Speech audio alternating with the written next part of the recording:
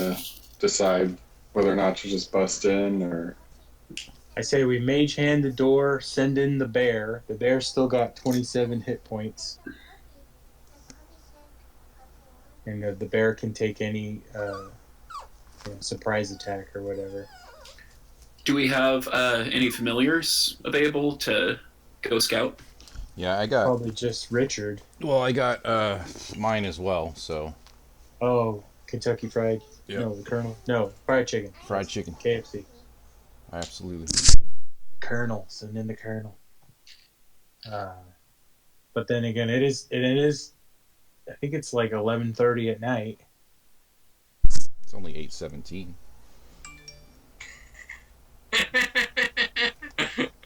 Wah wah. Well, I think that, what we can do is probably it's going to be best for the familiar to go and scout the situation, but I think that I can still cast Pass Without a Trace on the scout as well as all of us. I think you only have one wild shape left. Was he? Yeah. Was wild shape used? I know there was a spider used in the forest. Yeah. Okay. Yeah. No, so I'm thinking. No, you used a direwolf. We'll show to capitalize off super. I think he might still be in direwolf form. Not 100%. Corey, no, he's in elf form. He's no okay. Yeah. The direwolf went to 0. Okay. Yeah, so in the Pass Without a Trace spell, it just says masking you and your companions from detection.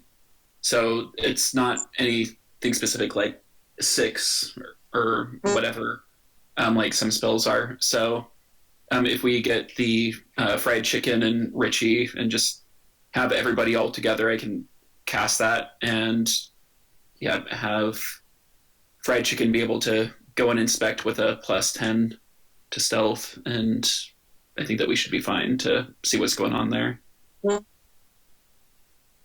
I also have thaumaturgy.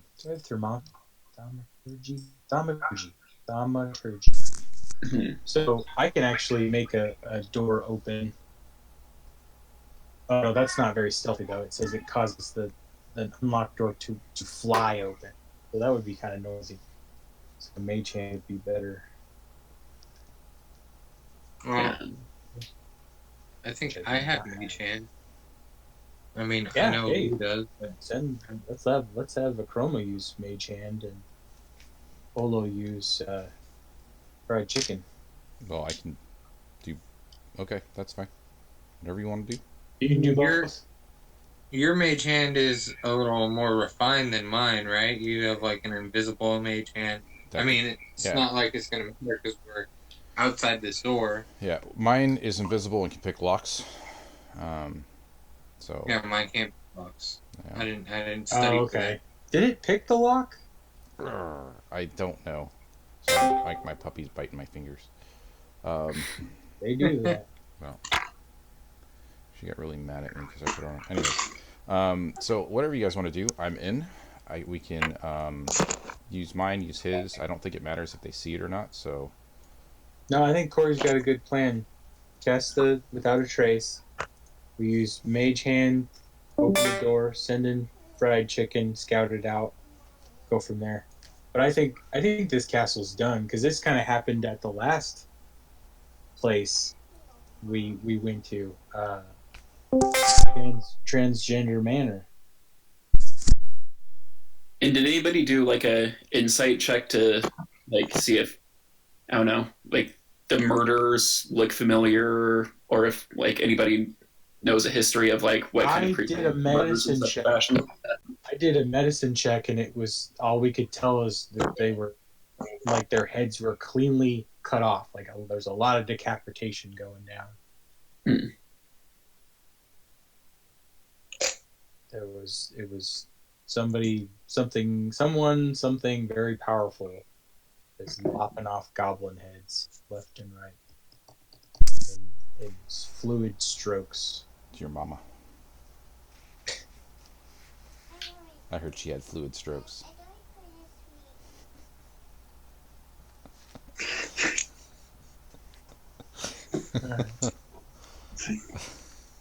For different. Hey folks. guys, how we doing? Hey, there he is. Strokes. All right, sounds like you rush home from work, and then you gotta Yeah. post us yahoos. Well, We no, appreciate it. I normally I would get home about 7:10, 7:15, right in there.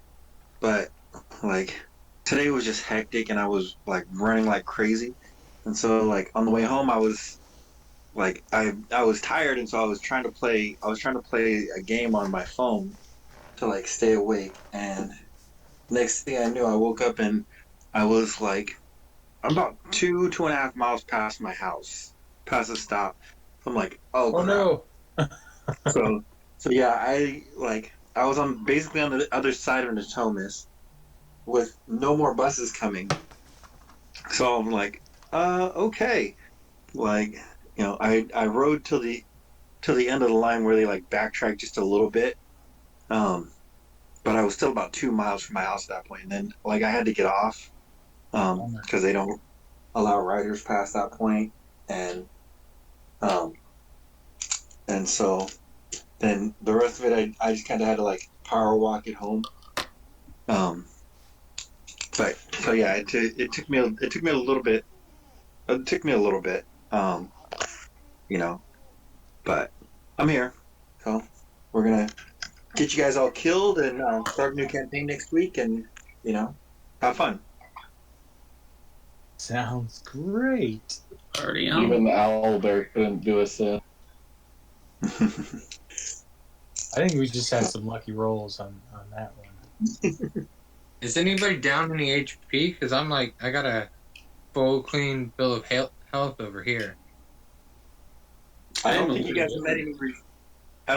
met any resistance, really, like after the owlbear, or after the raiding party. So I don't know if how down you guys are. Yeah, if anyone needs, I got some spells left. But I'm at full HP. I'm okay for now. Let's see. Cool. So let's see. Does anybody want to give a recap? I think we kind of went over it all already. We're in the castle, Okay. lots of dead, beheaded goblins, some sort of moaning coming from the door. I think our plan was Corey's going to cast Without a Trace on all of us, kind of up our stealth. And then Olo's going to do Mage Hand and send in... Mage Hand, open the door, and send in Brad Chicken to scout for us to figure out what's behind the door. I think it's the door towards the west. It's the one on the left. You guys, West door? Wait, let's see if I'm or no, the right door. I'm sorry. You guys came from the left. Came from the left. No, scratch that. You came from the curtain in the south, moved up, saw the two doors, and chose the one on the right. Lock picked it, or attempted to lock pick it. It was open and swung open just a couple of inches, and then I believe. Did I get a marching order? I don't think I got a marching order, actually. Okay, so place yourselves within this room. I'm going to be kind of in the middle of the room, in front of the door, so when I open it, I can see in, but I'm using the invisible mage hand to open it when everybody's ready. Okay, so you're there, right in front of the door, and then I'll just be south, just north of the curtain.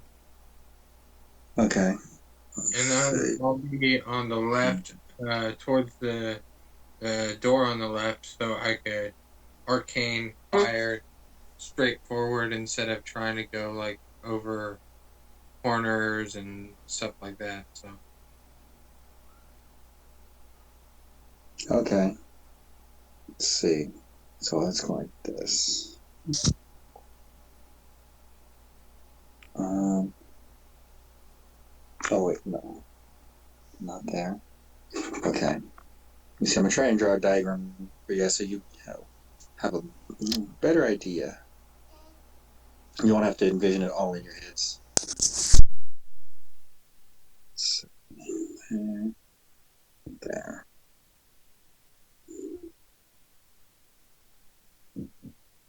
Okay.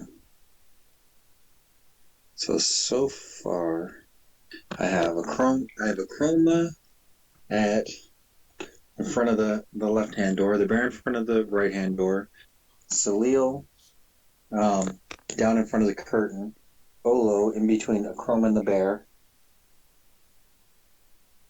and then Blitz and Glenhorn.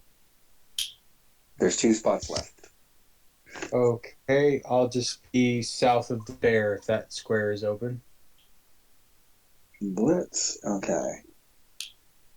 And then, so that places Glenhorn right here. Okay.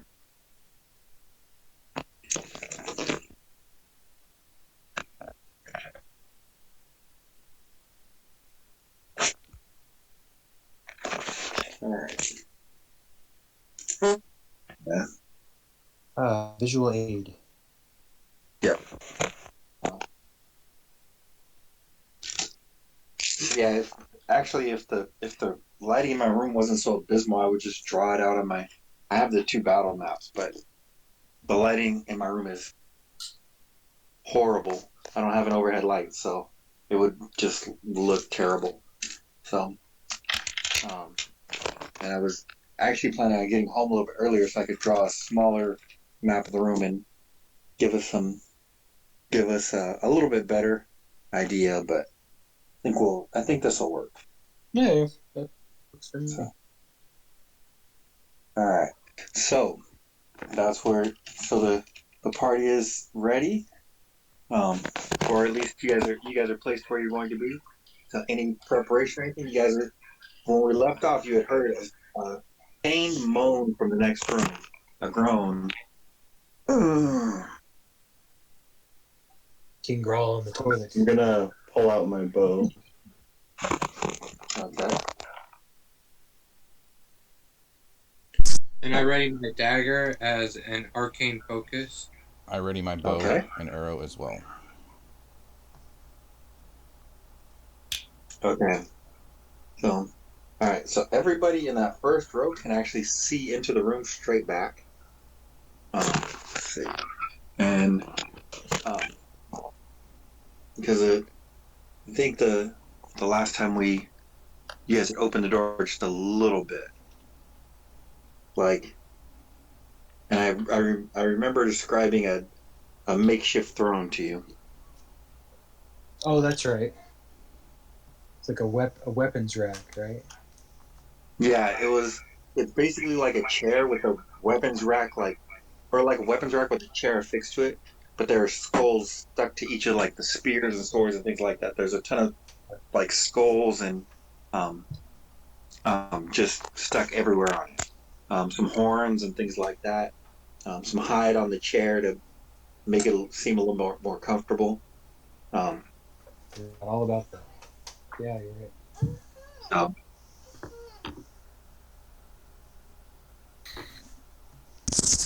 So before we do anything else, I have 20 good berries, so I'm going to have 6 of them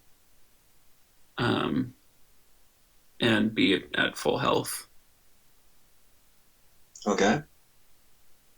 And I'm going to just be very ready to throw Richie on the ground and have him go and fuck things up, but it seems like there's not enough space for him right now, so I'll keep him.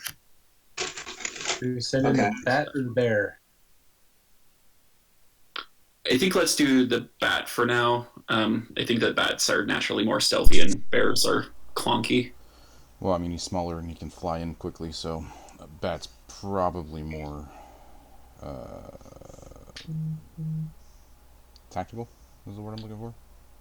Yeah. No.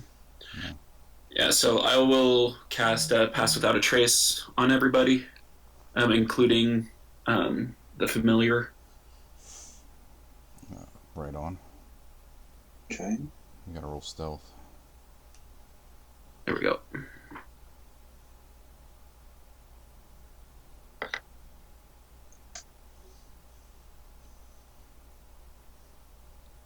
Okay. 25 for Olo on stealth, which is a low roll. So we get plus 10 with Pass Without a Trace. Yes.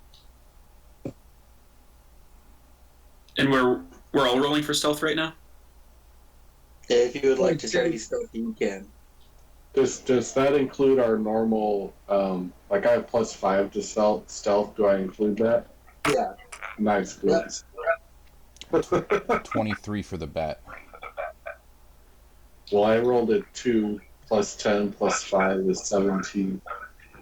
I got a 21. Bliss did not do well. I rolled the 2, but my modifier is a -1, so I got a 1, a dirty 1. So 11, right? Yep. Ouch. Yep. Chroma got, what is that, 8? 26. Yeah. But I don't think that we're trying to do anything. All that we're doing is using Mage Hand to open up the door to let the bat in. Like, I think that we're not... Well, it's open. Oh, it is open. Yeah, I guess we already did it last week. Oh, Send okay. in the bat. What does the bat see? Or what do you see through the bat, Olo? Through fried chicken. All right. So the bat's flying in.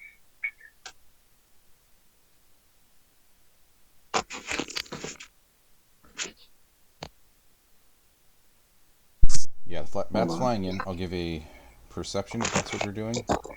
Or whatever you want. Whenever you're ready. Give me 1 second. So, let's see. It's going to be a crude drawing, but it'll still be a drawing. Crude drawings are fine.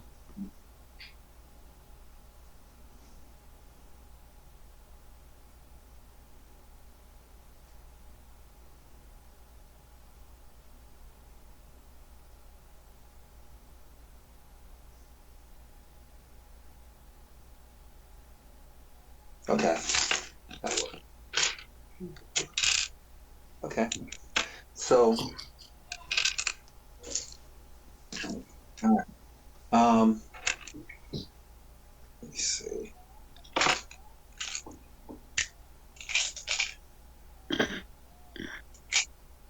Yeah.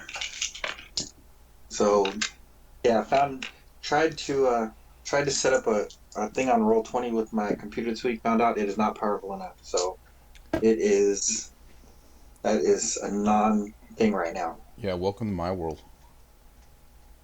So. I've gotten so many requests for Roll20, and I'm like, I can't do Discord and Roll20 at the same time. I can't even do my character sheet and Discord and record at the same time. So yeah. Well, I got like an old Chromebook. It's like maybe 2nd generation. So it crashes on a lot of things. So, but yeah, if you guys want to chip in, $2,000 gaming computer, let me know. We can get this going. I got $5. All right. We got to get corporate sponsors. Be more entertaining. Haribo. I saw Haribo and Mike's Hard Lemonade. All right. So the bat is going to, the bat flies into the room, and what would give me a perception roll? Absolutely. Because the room is dim except for a couple of slits in the sides. It look like arrow ports going just in reverse. He does have dark vision, so. Okay, then it won't be a disadvantage. 18 on perception. All right. The bat comes through. So Finally. the bat floats through, and or not floats but flaps. The bat flaps through, Fried chicken. and let's see. Is he? So is he looking towards the left, the right, or the center?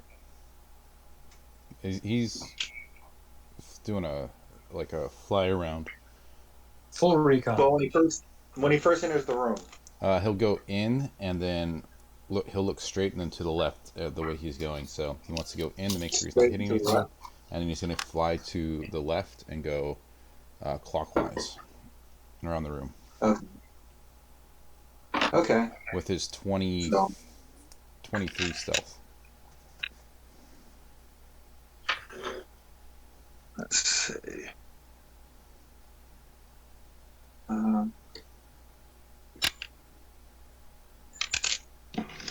Until he goes out of range of 30 feet range of Salil, then he's at a 13 stealth. Okay. Let's see what's the real at. Oh, he's there. Does pass without a trace require? You have to be within a certain Within 30. Yep. Yeah, you have to be within 30 feet of the targets. As long as they're within 30 feet of you, they get the +10. For the duration, yeah. Okay. Yeah. If they step outside of that, then they drop back down to their normal. Gotcha. Okay. So let's see. Just realized that I drew the map on the back page that I was using for my creature. My creature thing. Okay. So we're gonna go ahead. And all right. So he comes in. He looks to the left.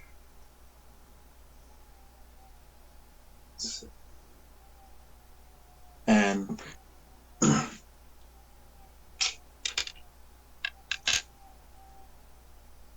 he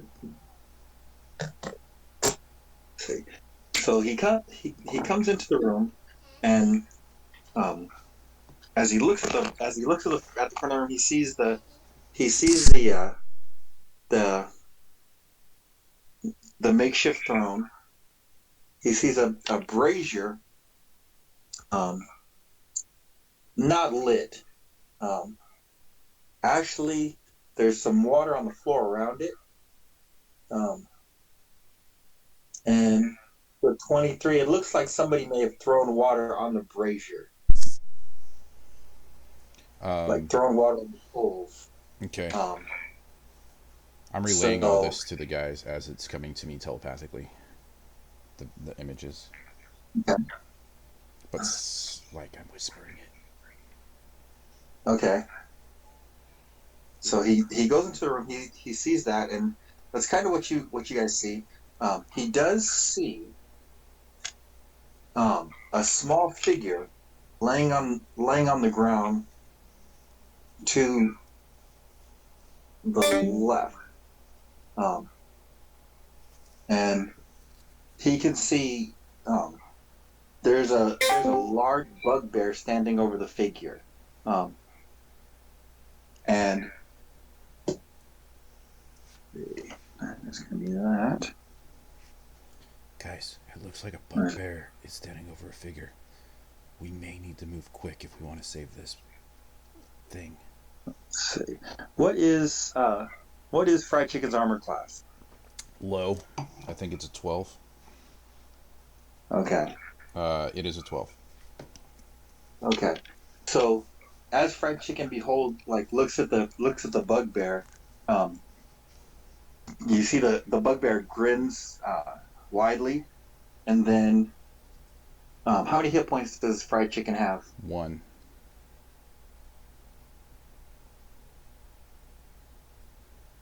Oh, 1? Okay. He's a little bad. Oh. Okay. So as the bugbear grins wildly and raises a finger at the tiny bat, suddenly you just hear, "Oh!" and your vision cuts out. Anybody standing next to the door, with the exception of Olo, because he's blind until that very moment, sees a large wolf's head, like, basically just snatch the tiny bat out of the air. And, He must have rolled high friggin' perception. So, well, they were prepared for you to come in the room. You guys have been causing quite the ruckus. And wolves do have some pretty good perception. So Let's go fuck him up. This is so for he- fried chicken. that's your battle cry. That's the second time I've lost him in the last This is for the last 2 colonel. days. Yeah. Yeah. So Let's send in the bear. the wolf's head, like flashes in front of the door. Let's see. I believe Glenhorn was readying an attack, and a chroma, right? Yeah, I know I was, but I was also behind the bear, so it'd have to take the bear down for me to attack it.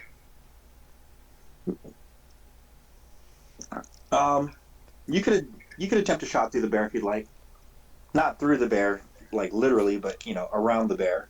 You would see him if you're readying your Eldritch Blast. You for a split second you can see him. Okay. So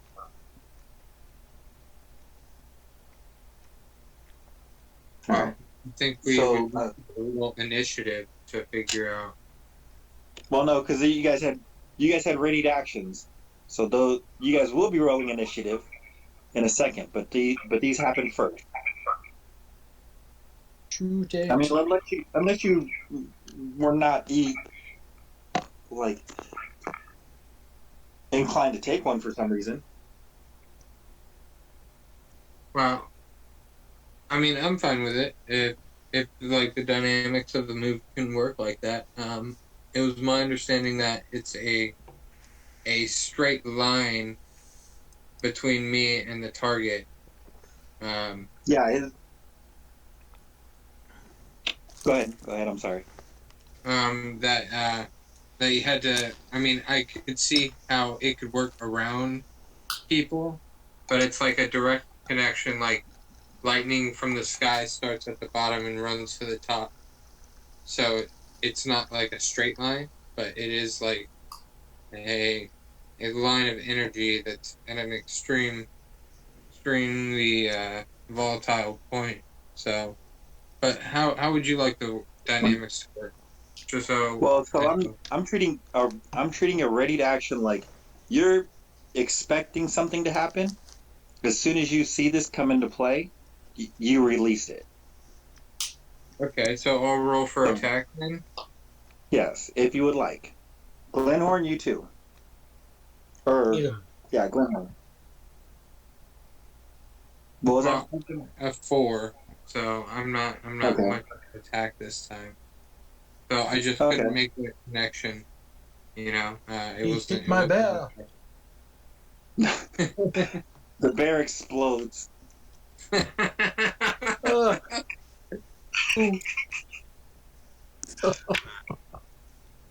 saw that coming. Alright, so if you would like, Glenhorn, you can make an attack. You can make a ready to attack as well.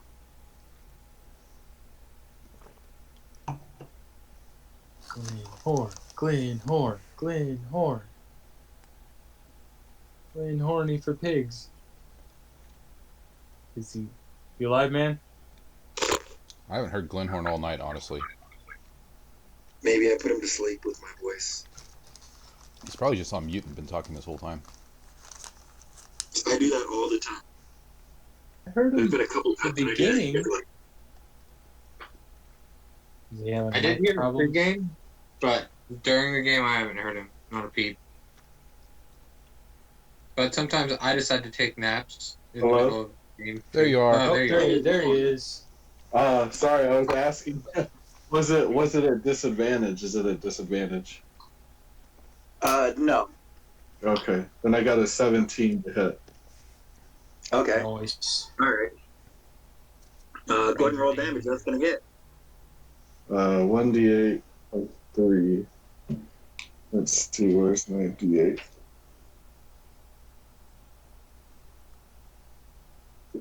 Uh, 4 plus 3 is 7. Okay.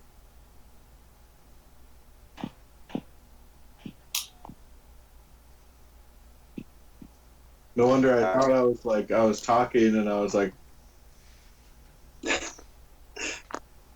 I know that Luz told me a couple times. He's like, "Hey, Miko, you're on mute." I got this new like headphone setup, so some bug. Sounds good though, man. I'll You're learn coming in curve. clear. Yeah, much clearer than normal. So it's working for you. All right. So as the wolf's head flashes forward just in that instant, and snatches poor fried chicken out of the air, Glenhorn, with his arrow ready, just releases it, and it scrapes across the back of the wolf's neck. You hear, well, as he yelps a little bit, like in a second, his eyes flash and he turns into to look at the group, but then pulls his head back when he sees a crap ton of people in this hallway. So Yikes. and this, let's see. Hold on. Let's go like this. Okay, so we'll go. Right.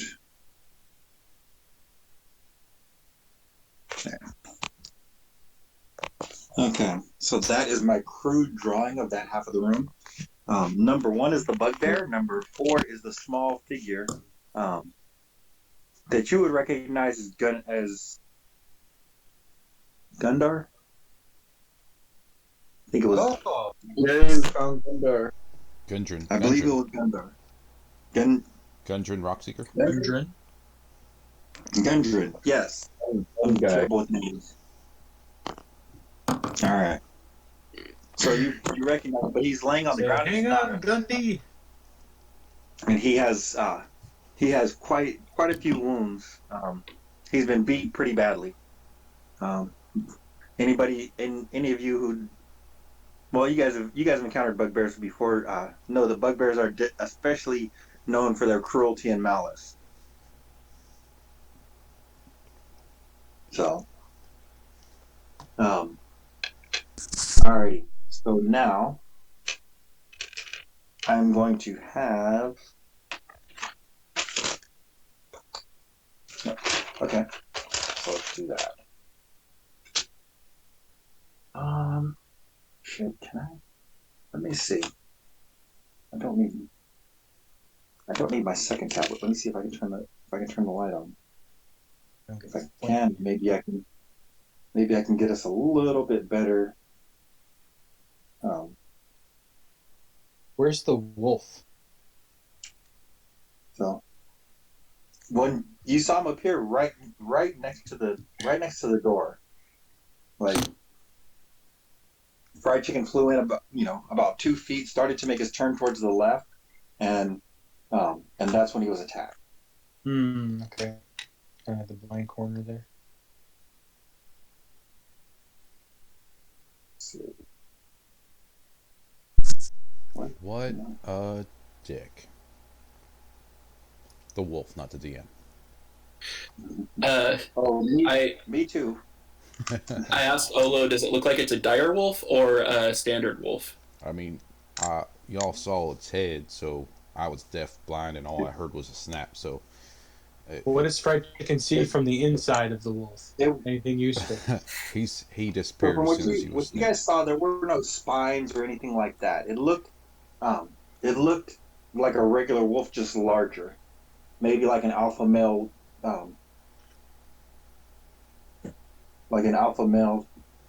sized wolf.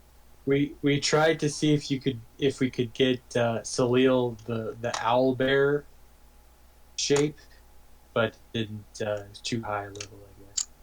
So it's a Sorry. monstrosity. It's not a beast. It wasn't a Yeah. beast. No. That was the reason. Okay. Yeah.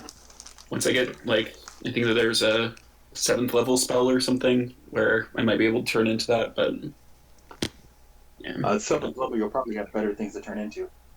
yeah, baby dragons and such. Baby shark. Baby shark. Oh wait, no. Nope. Grab my cart. All right. No, it's not gonna work. Okay, we can still do this. Alrighty. So, go ahead and roll me some initiative.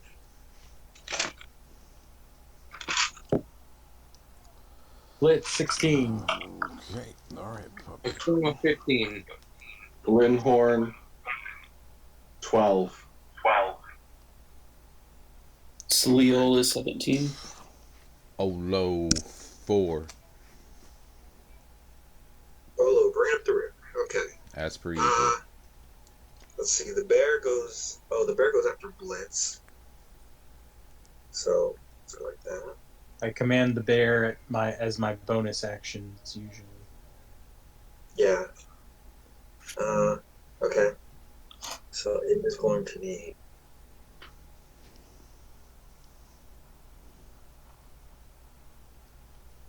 I feel like I've had this bear for a long time. It's been a long day. You guys had been bosom buddies. He's my very best friend. But I thought I was your best Two. friend, Blitz. You burn me. You go to I hell. helped you. I saw you in need, and I did this out of the goodness of my heart. No. We could have. You could have gave me a Band-Aid. No. Oh, why don't we cauterize it? I'm sorry, but when it's 4 inches wide across your chest, a little Band-Aid isn't gonna. I gotta do use much. magic on myself. Now, on this crude drawing, if you don't mind I'm asking, are we coming in from the bottom right or bottom left door? Question. You guys are coming from that door in the middle, directly across from my crude drawing of a chair. Okay, so yeah, I only see half of that room, so I don't know if I'm missing something. There's a chair. Oh yeah, I only see 2 doors. Yeah. Okay. Yeah, there's only 2 doors. It's that lower left. We're in the lower left or the lower right? Let me see. Let me look at the picture because I'm. Because the chair looks like it's the right door. If you say we're directly in front of that, I think that's the chair. Yeah. I'm looking at the picture with the doors on my left. Okay, but I took a picture of it with them on the bottom. So the door on the right is the one you guys are outside of. Perfect. So Okay. yeah. So the other side of the room is not visible to you at this point. But you can see that. Well, you saw that part through Fried Chicken's eyes. All right. So thankfully you did, because otherwise it was going to be really, really bad. Now, is the 4 the bugbear or is that Gundren? That's Gundren. Copy that. The 1 is the bugbear. Copy. King Grawl. And let me see. There's some box text here, so let's see. This chamber has been set up as a crude living space with thick furs thrown on the floor to serve as carpets, old trophies hanging on the walls, a large bed to the north, and a brazier with coals burning bright. Well, that's what it would have been if you guys, had been a little stealthier earlier on. A round table with several chairs stands to the south near the door. Near the table on the floor. Oh, whoops. Near the table. Okay. Yeah, we're fine. We're just gonna leave it like that. So, the unconscious dwarf who looks badly beaten. So, yeah, if they hadn't had time to prepare, that's what it would look like. But they've been here for a second, waiting for you. Let's see. Yeah, so we're gonna deviate from the box text just a little bit there. So when you see King, like Olo, when you see King Grawl, he is a large bugbear, but old and kind of stooped. He's probably much older than many bugbears make it to, which is why he's the king. Let me see. Age has stooped his shoulders to hunch his back, but he remains surprisingly agile and strong. He is demanding and vindictive, and no Cragmaw dares to cross him. So, so you see that. Let's see. Let me finish this up real quick.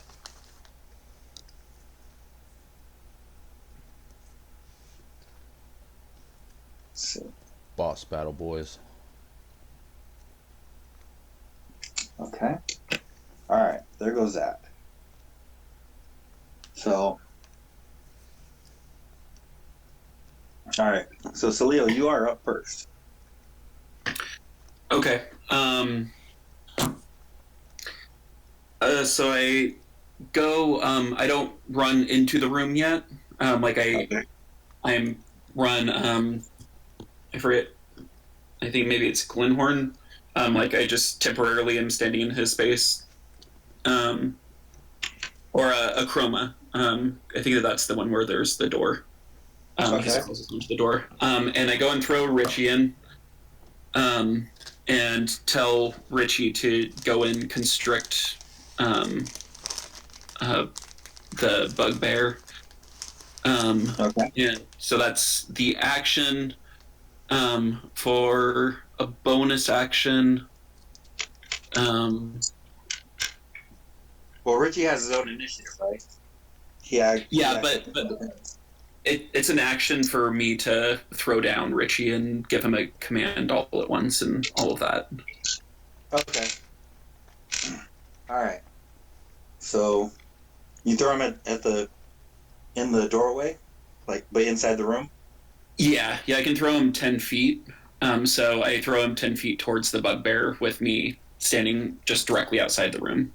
Because Richie's a staff right now, right? You have to throw him down.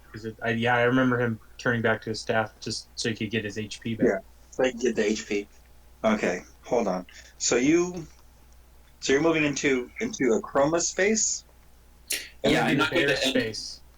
Yeah, I'm not going to end there. I'm just there temporarily to go and throw something in. Okay, so that's Just like jumping in over his shoulder, going 1 sec, and coming back. Yeah. okay. Let's see. Okay, we can do that. So, Castles are tiny. yeah, the thing is going to be any friend you move through is difficult terrain, so it takes double movement to move through them. Okay. Trying to think if. Okay, I've noodled it through if you like. You can move up into Blitz's space, and then throw Richie diagonally. So yeah, move up into Blitz's space, and then Fire in the hole. Yeah, and then throw him diagonally through the bear space and into the room. That'll be 10. Actually, that'll be 5. You throw him a little bit further into the room, and then move back down into your space. That'll be 20 movement. Or you can move 10, 20. You can move 10 through Blitz, 10 through the bear, and then into the room. But yeah, let me see. Or you can, or actually, you can also go 10, 20 through a Glenhorn and a Chroma, and then move out through the back of the door. But if you throw Richard that far, he will end in the space where the bear is. Okay. So I just want to basically what I want to do for the first round is just get to a point where I can throw Richie in there and for bonus action cast Healing Word on Gundar, and then do what I can to try to move back. I'm not sure if that's a possibility or not. Yeah, you can. Actually, that works perfectly because Gundar would be directly diagonal from Blitz's space. Okay. So you'll move. So as Salil like kind of pushes forward in this confined space, it's a very small hallway for as many people as are here. But as he pushes forward, he he throws his staff over Bliss's head through the doorway, which lands right inside the doorway. Okay. Then, using in the same movement, uttering an incantation, and we see Gundar will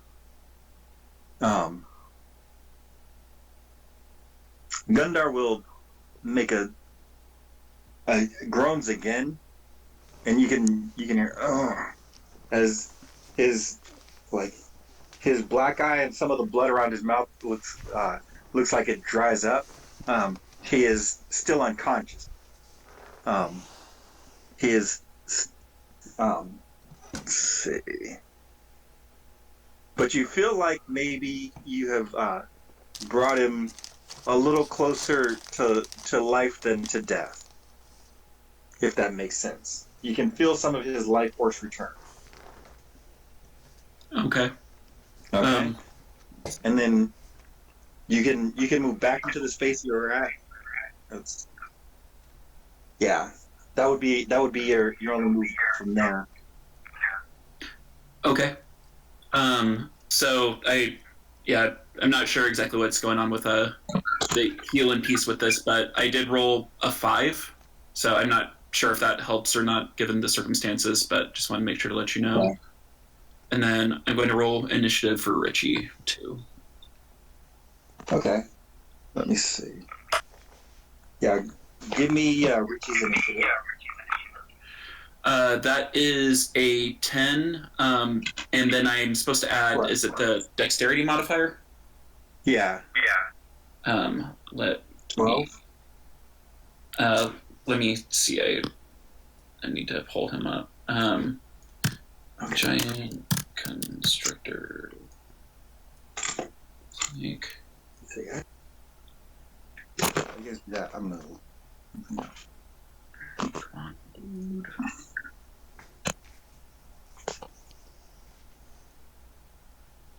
Okay, so with dexterity, yeah, that's a +2, so it's 12. Okay. Let's see. And let's see.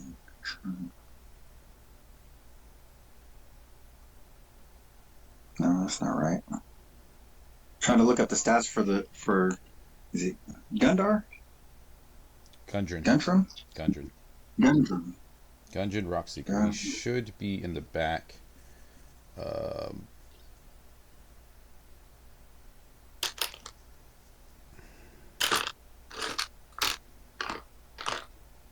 Is that him? I think that's him. Gundren Rockseeker. There he goes. Okay. So you have stats.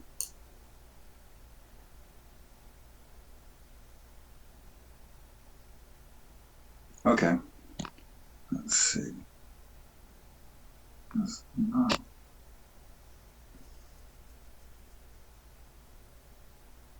Okay.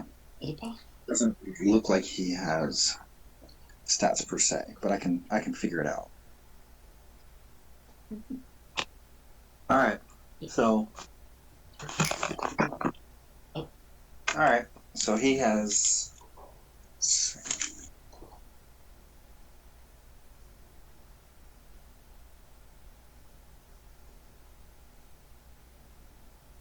All right. So there goes that. Salil. Blitz, it is your turn with a Cragmaw on deck. Bear's in the doorway. I command the bear to attack King Grawl. And he's going to move in for a multi-attack. So we're going to roll. First, he's going to go in for a bite. +6 to hit. Okay. So the bear's moving into the room? Yes. Okay, and then he charges towards Grawl? Charges towards Grawl, yep. I want to get the attention away from Gundar. Okay. So as he moves into the room, he does see that there's a wolf right next to the door, kind of leaning against the wall, but snarling. So I'm gonna still send him towards Gundar. okay, let's see. So that is going to be. So as the bear just like kind of gallop runs past, the bear is just going to take a bite at him. And what's the bear's armor class? 11. 11. Okay. So he the wolf just clamps right down on his shoulder, and the bear is going to take 6 points of piercing damage and make a strength saving throw for me. I believe the bear. He's got a +4 to +4. strength. Okay, so Yeah. just roll a d20 +4. Is that how that works? Yeah. Rolled a 4, so 8. Okay. So as the bear attempts to muscle past, so the old wolf just clamps onto his shoulder and drags him to the ground. He is knocked prone. Okay. So that reduces his speed to 0, I believe. Let's see. Oh no! Hold on. No, it actually doesn't. Okay. He can use half of his movement to stand up. I think he has 30, right? -5 now. Bear's got 40. 40? Okay. So he has 35 left. Okay. Movement. He could choose to stand up as the wolf releases his grip. Just with his muzzle just full of blood. So let's see. Yeah. So if he stands up, he will have 20 movement left. He can still make it to the king. So I had already rolled attack. Okay. Against the king. Okay. A 19. Should I roll again or? No, you're fine. Okay. So I still want to stay on You still want target. to attack the king. Stay on target. Attack the king. 19 damage. Not 19 damage. 19 attack roll, and then so his damage is 1d8 +4. And bears get 2 attacks, I believe. Right. So the first attack is going to be, I rolled a 3 +4, so he's going to do 7 points of damage to the king on a bite. And then we're going to go in for claws, so I'm going to roll 20 for claws +6. So 12 +6, so does 18 hit? 18 will hit. Awesome. Okay, and then I'm going to roll for damage, which is going to be 2d6 +4 for slashing damage. 2d6. Okay, hold on. So he's taken 7. Yep. Let's see.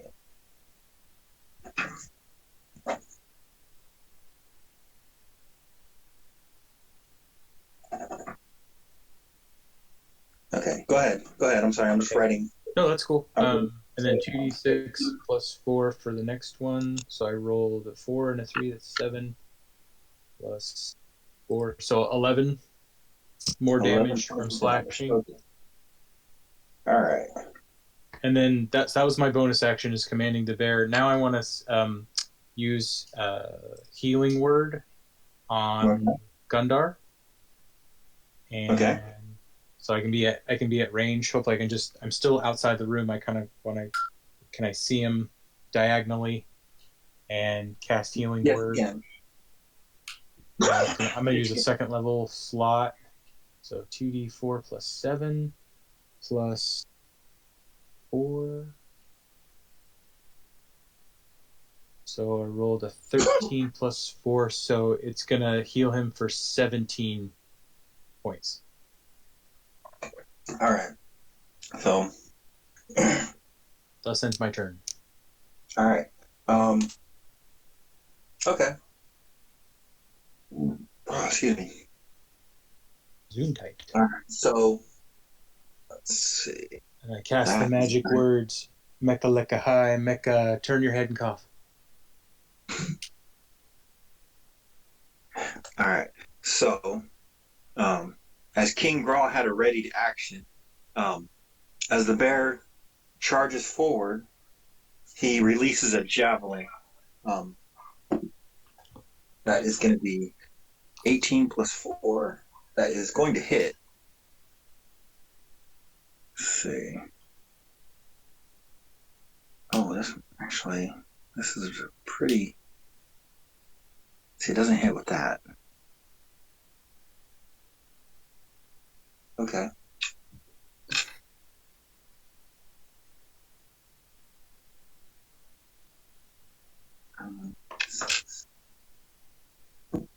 Oh, you got lucky. Man, I'm just rolling terrible against you guys. Okay. So the bear does take 6 points of damage. 6 additional from Bugbear. Yeah. Okay. So the one hit was from the wolf. As he charges into the room, does that kill him? That doesn't kill him. No, he's at 15. Okay. Yeah. So as he charges into the room, like the King Grawl releases a javelin and it like sticks in his back. He looks kind of like one of those bears with the sword sticking out, or one of those bulls. But he just continues to charge right through. So, yeah. So he deals 6 points of damage to the bear. So, He's alright. then, He's a trooper. so a chroma. So Your turn. imaginary.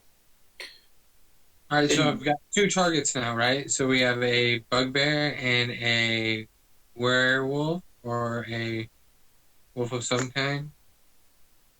Let's see. Well, from where you are, you cannot see either. Their wolf, their castle. Yeah, you're in the back of the room, or in the back of the hallway. You would have to move forward.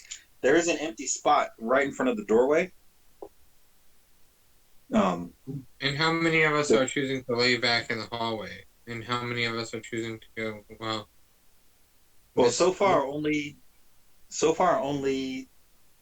Richie and the bear have gone into the room.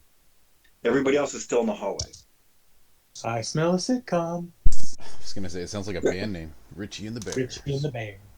I mean, do I have to pull the old Leroy Jenkins here and be the only one to just run in? Do we have some kind of plan we're formulating out here in the hall? I mean, Are it's we your fault for trying to rolling high start a initiative. band? We call kids in the hall. We call Yeah, ourselves. unfortunately, you guys had the wrong people roll the high initiative, and the wrong people roll the low initiative. Which, as those of you know, that will ruin a plan quicker than anything. Plan? What's your plan? Man, I'm gonna stick back with the kids in the hall. But what can I do from here? You got some good rage spells, don't you? Send in your mage hand to poke the guy in the slap him around a little, distract him. Gundar? Slap around Gundar? Wedgie. Gundren? No, the bugbear. Give him a wedgie or Do some Steel's shadow nose. Yeah, actually, I think you can use the mage. Let me look it up, but I think you can use mage hand to do the help action. You can. So It can also carry health potions. Just throwing that out. Yep. Yeah, I was thinking, could I carry I healed Gundar for 17 points. I was going to ask, actually, because I did the healing word already, and it seemed to not do anything. He's not coming alive. So there's something else going on, so I don't think giving him any health right now is going to be helpful, it seems. okay. Or that's the impression I'm getting, at least. Just so you have a reference to His actual name. Yeah. Alright. Let's see. Actually, no, you can't. You can use the hand to manipulate an object, open an unlocked door container, store retrieve an item from an open container, or pour the contents out of a vial. You can move the hand up to 30 feet each time you use it. Hand can't attack, activate magic items, or carry more than 10 pounds. Okay. So yeah, you can't use it to give the help action. I thought you could, but you could use it to, like I said, you could use it to, hold a healing potion or something like that. You can also radiant action. In case something becomes visible again. Unfortunately, you're in the wrong portion of the order, but I shouldn't say that. You're in the portion of the order that you rolled. I mean, I kind of feel like I shouldn't move in because I've got like the lowest HP among us. I've got 14 HP. So You can always hold your action. I can indeed hold my action. Yeah. I was going to say, in the words of the great Matt Mercer, you can always try. Don't do that. Trying do the not. first step towards failure. Do or do not, there is no try. Is it Cinco de Mayo today? That's what they say. Revenge of the Fifth. It is. So, This is the No. May. Revenge of the Fifth. Revenge of the Fifth. The vodka you All right. drank last night. Let's see. So, Chroma, you're holding an action? I am going to hold my action. What are you holding, and what's the trigger? Eldritch Blast when I can see one of them in the doorway. Okay. All right. Let's see. So, that is Chroma's action. It is now the wolf's action. So, the wolf sees a snake appear in front of him, and Jesus Christ. I don't know who that is in this world. as the snake appears, he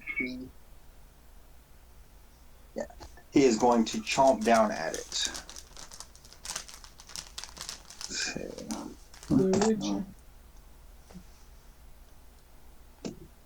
That is going to be, let's see. It's going to be 14 to hit. Does that hit? I believe so. Yep, 12 AC. Okay. So he just reaches down and chomps onto it, gives it a little shake.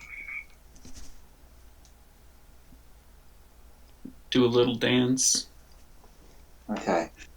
That is going to be 8 points of piercing damage, and I think Richie is immune to prone, right? He lives on prone, doesn't he? That's what I think. You gotta flip him upside down, like on his belly, on his back. I don't see anything acknowledging that. House Okay. In Okay, D&D at least. All right. Give me a DC 11 strength saving throw, or be knocked prone. Okay. Strength is +4. Badass. Yep, 21. Okay. So the wolf shakes him a little bit, climbs down and shakes him a little bit, tries to knock him prone, but Richie just flips over onto the correct alignment and coils up while facing the wolf. King Grawl's infamous wolf. All right. Get It hits. Puppy. Okay. So, all right.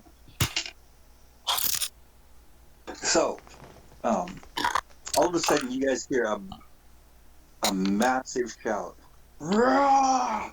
as Gundren leaps to his feet, appearing to be hale and hearty, and swings at King Grawl with his bare hands. It's the only weapon he's got handy. Ballsy motherfucker. Handy. That is going to be In the balls. Wolfman don't see. have nards. The bug balls. okay. Actually, that. Let me see. He's in perfect position to actually- do the speed bag. So yeah, as he jumps up, he just cracks him right across the face, and is going to deal. Ooh, let's see. He deals 4 points of bludgeoning damage. You can see he is, even for a dwarf, he is pretty buff. Like he is kind of, he's got some scars on him. He's got some muscles. He's a pretty, I wouldn't say that he, looks like he's been in a ton of battles, but he looks like he's been in a scrap or two. Nice. Seems like he might do well with that sword that none of us use that Glenhorn's holding on to. Oh shoot. Hold on. Alright, so that's him. Now. Okay. So you guys hear a doom, and all of a sudden you hear a let's see. Oh no. Nope. Okay. So retcon that. So you don't hear that sound. You do hear teeth scrambling. And let's see. Here.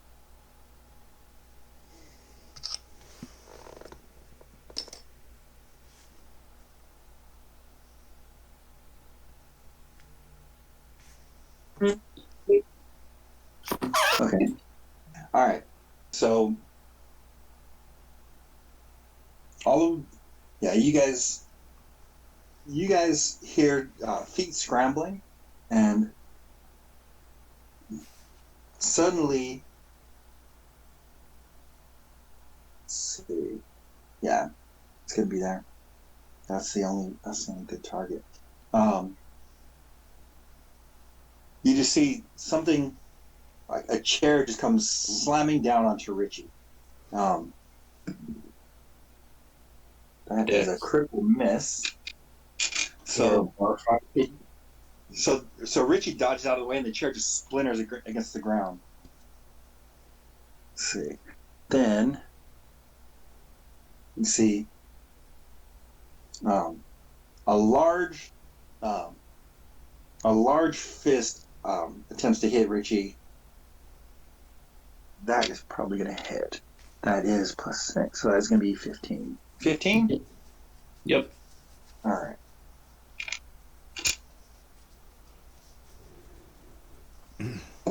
If your snake That dies, is he dead? Just dead? If he reduces to 0 hit points, then he dies. The staff shatters. Yeah. But it's going to take a while. He's 60 hit points. So. Yeah, he's going to take 8 points of bludgeoning damage. Okay. As it just comes down like right on his back. Okay. See? Let's see. So that's that. Glenhorn, you are up, and then Ola, you're on deck. Okay. So, remind me. So, are we at the door on the left or the right? You're at the door on the right from your. From the map you drew, or the room you drew. Yeah. Okay. So there's a wolf in there, right? Can I still see the wolf from my current position? Let's see. Glenhorn. No, you cannot. You only saw him for a second as his head flashed Right. out to bite to bite poor fried chicken. So And the bear and the snake. Is there more to that room than you showed in the picture? Is it like a semicircular room, or is it just what you've shown us? that's what you guys said. That's what Olo described to you from fried chicken. So that's what Okay. you guys can. That's what you guys have an idea of. And if King Grawl hasn't moved, King Grawl and Gundren may, if they haven't moved, they're in those same places. Okay.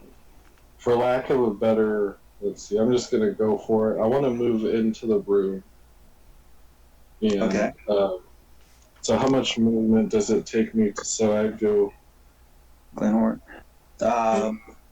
You have a clear path because the bear moved out of Oh, the space. bear went. Okay. So I'm gonna so just 5 put you in once front I of the move. door. Once I move inside the door, what do I see? Okay. So let's see. That's 5, 15. So now you see. Let's see.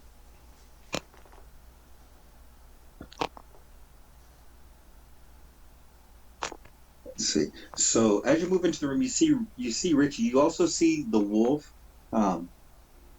like to the right of him, and you see another figure, standing next to the wolf.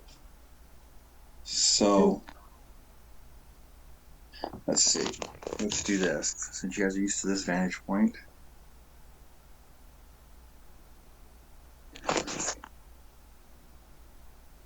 Okay, but so far, Glenhorn, you're the only one that sees that can actually see the figures on the right. Okay, I'm gonna move.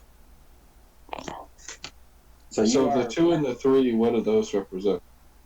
So the 2 is the wolf. The 3 is another figure, and this figure is grotesque. When you see it, it's like it looks like a bad drawing of a person. It is the skin is gray. It's got no nose, no ears, and even the way that its musculature is kind of twisted. It looks. Let's see. Hey, you guys.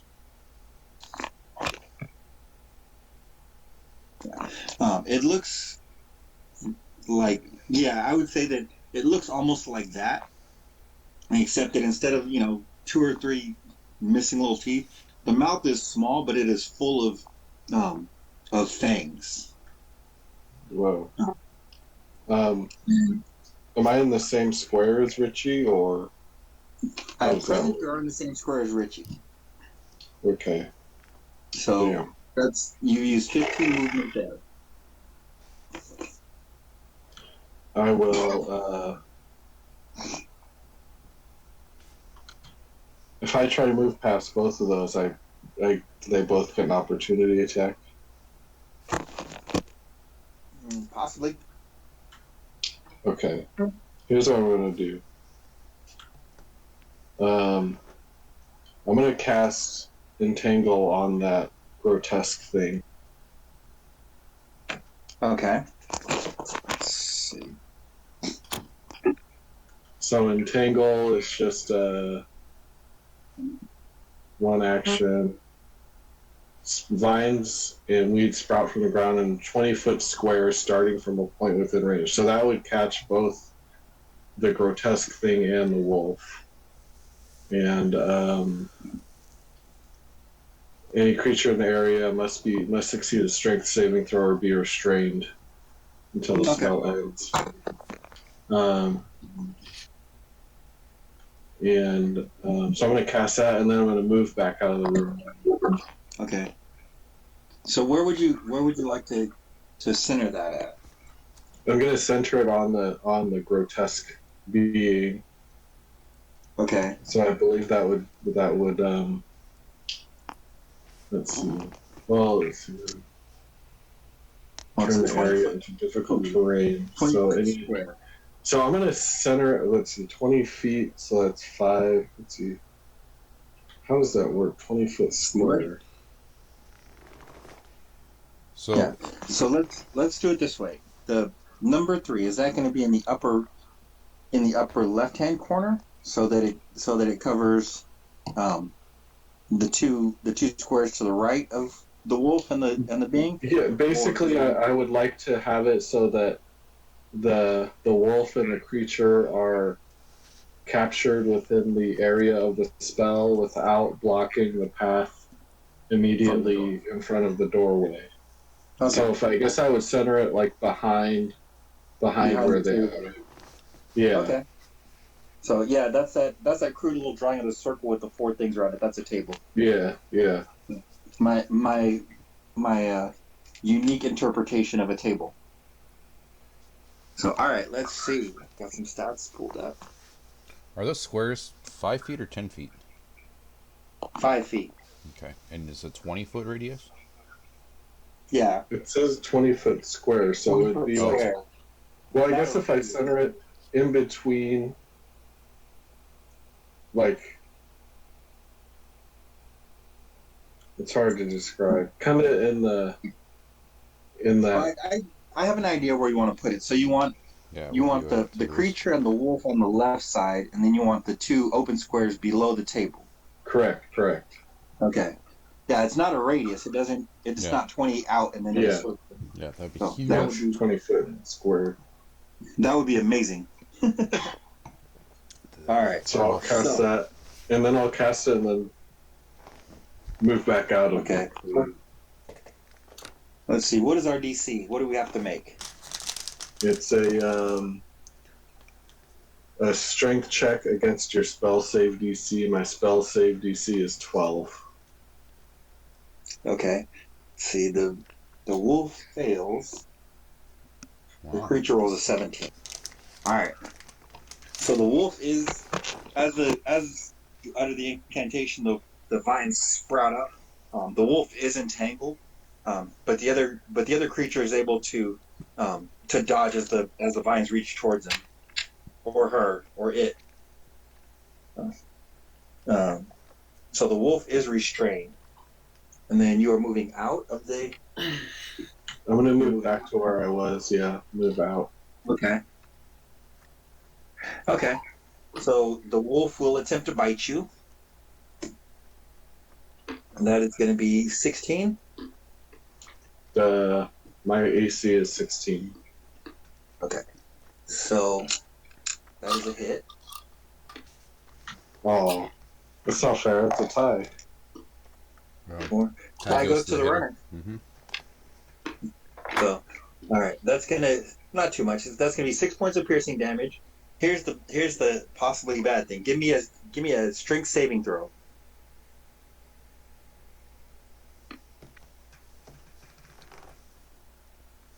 $13.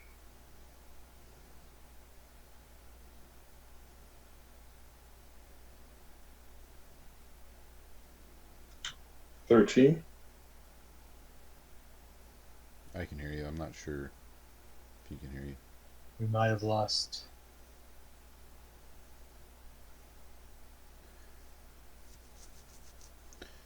Go bowling. Yep.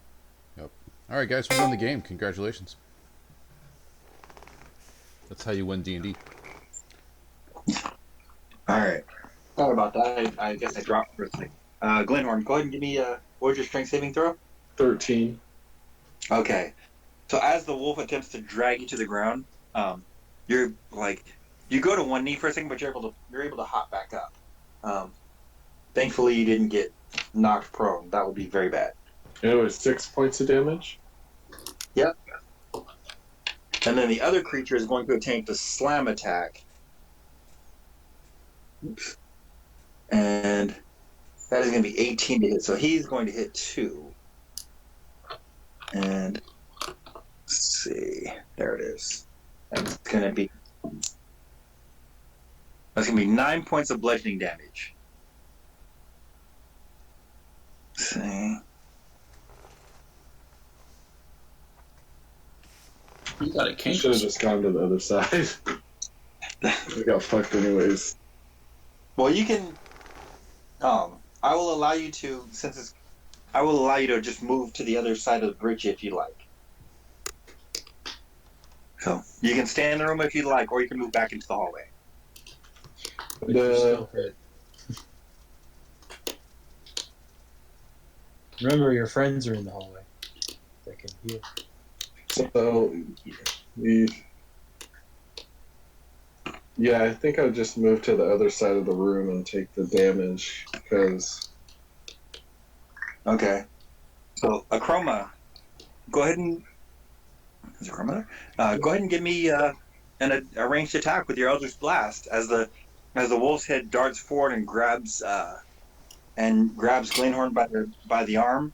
You see the opening you've been looking for, and you release your Eldritch Blast. 17 plus 5, so 22. That's a miss. No, I'm just playing. I'm going home, boys. Tough wolf. All right. Yeah. Give me let's see. Give me some damage. Make it good. Only 4. Okay. Sorry, guys. It's not bad. Hey, you hit. So, all right. So yeah, as the wolf actually tries to drag Glenhorn down, the Eldritch Blast like slams into the side of the head and knocks the teeth off of him. Let's see. So that was Glenhorn. Olo, you are up. Hello. All right. I got one of two things I can do. I can, in fact, I already know. So I'm gonna walk in. Who's in front of the door right now? Like, is the door open? Can I walk in?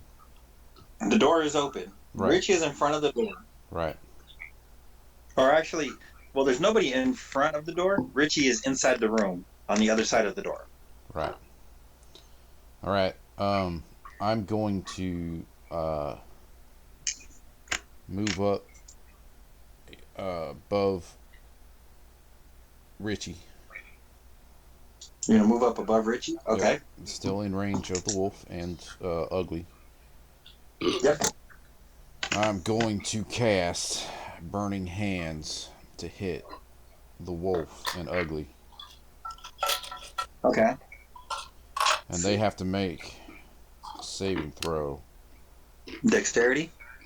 Yeah. 14 dexterity. Okay. Or take Ugly. 9 Go ahead. 9 damage on a save. Okay. 4 damage.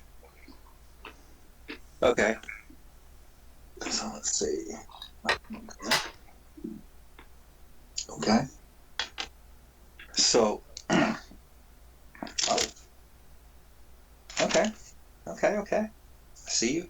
So as you step forward and you release the blast, pushing your hands towards the enemies, the creature ducks and still gets singed across the back. The wolf is incinerated as he just lets out one yelp, and then basically just ashes like Infinity War. Just turns to ash in the mystical flame. As if you let me do this, since I did have my mage hand out, I would like to bonus action have my mage hand grab one of my daggers and then bring it over to Gundren and drop it next to him. You can use it to take something out of to manipulate an object. Yeah. Let's see. How far is that? Oh yeah, you're fine. All right. Actually, Okay. I'll just it grabs the blade and Okay. hands it to him so he can just grab it out of the air. And as soon as he grabs it, the mage hand will let it go. It is invisible, so all anybody sees is this dagger come out of my pocket and then float right over to Gundren. Okay. But it's just sitting there Alright. waiting for him to. All right. That's the end of your turn. Yes, it is.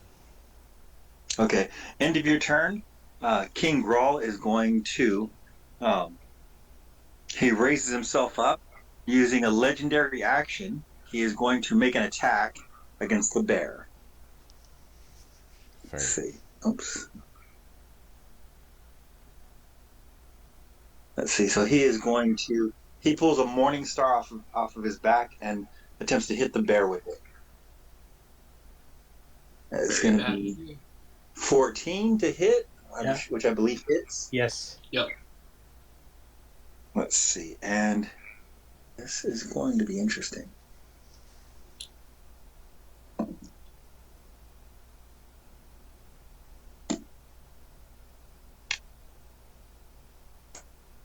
Okay. That is going to be 14 points of piercing damage. Ooh. He just brings it right down onto the back of the bear. 1 hit point left. All right.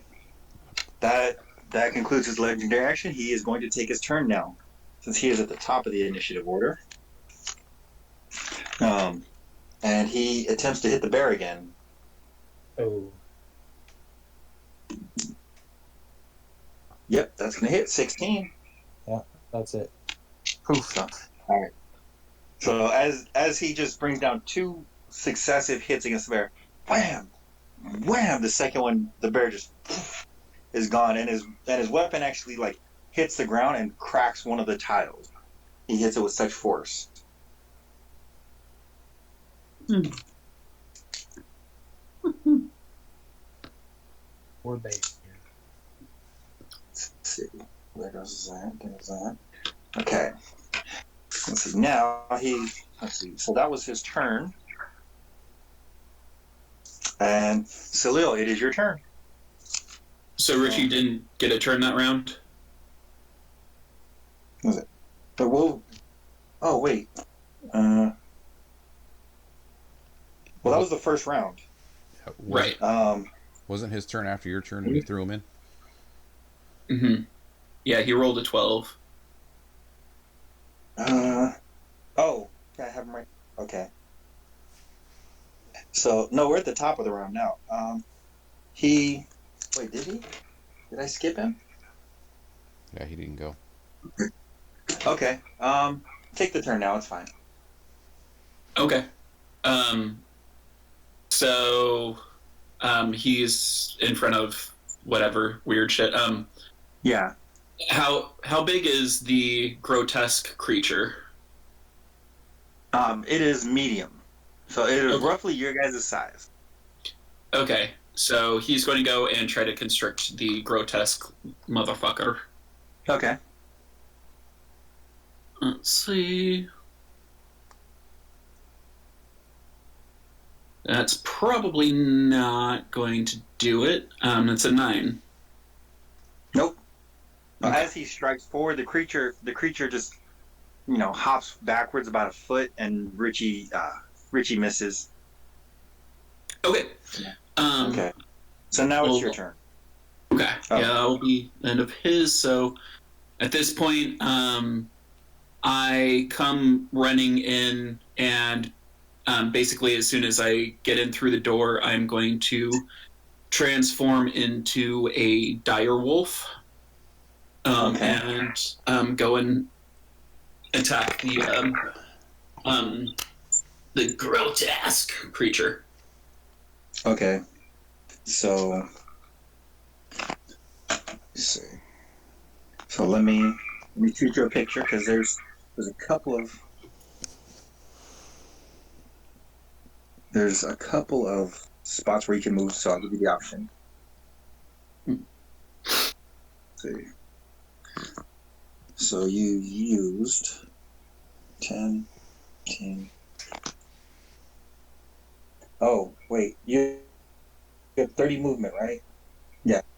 I have 35 as my elf self, and then I think it's 40 for a dire wolf. Okay. So 10, 15, 25. Okay, yeah, you have a couple of options. You can, from where you are, you can move to either the top 2 spaces or the bottom space. I'm sitting here now. Okay. I will do the top 2 spaces, so I'm next to Olo. It looks like, and that way I can get pack tactics. Okay. All right. Oh, you're also a large creature, huh? Yes. Okay. So. All right. So that is how it looks right now. Actually, let me do this. I mean, large still takes up 1 square. He's not like a giant, right? No, large is 10 feet. Right. So he takes up actually 4 squares. I thought 4 squares was like monstrous. No, it goes large is 10, which is in a square, and then there's huge, which I think is 20 or 25, and then gargantuan is like 40. Yeah, medium is 1, large is 4, huge is 9, gargantuan is 16. Yeah. Cool. Yeah. So.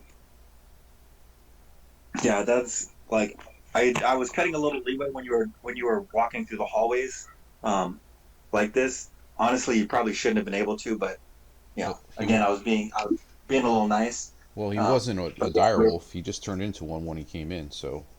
Yeah. Right. Well, no, but I mean in previous sessions. Oh. Right. Yeah. So.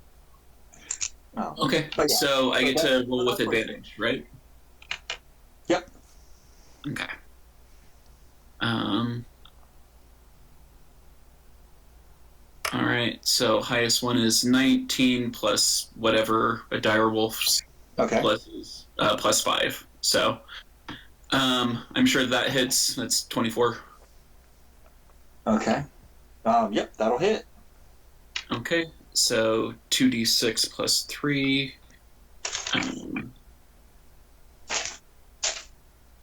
There it is. So that's going to be 7 points of damage, and then it needs to do the DC 13 strength saving throw. Yeah, that's going to be 16. He stays on his feet. Okay. But he takes 7 points of damage. Was that right? Let me see. That was a 4, and then I think it's a plus 3. Yeah, 7. Okay. All right. So it's that. All right. So that was Salil. Blitz, you're up. Chroma, you're on deck. Okay, so I'm gonna help out my buddy Greenhorn. He's hurt. I'm going to use let's do down at 19 points. I'll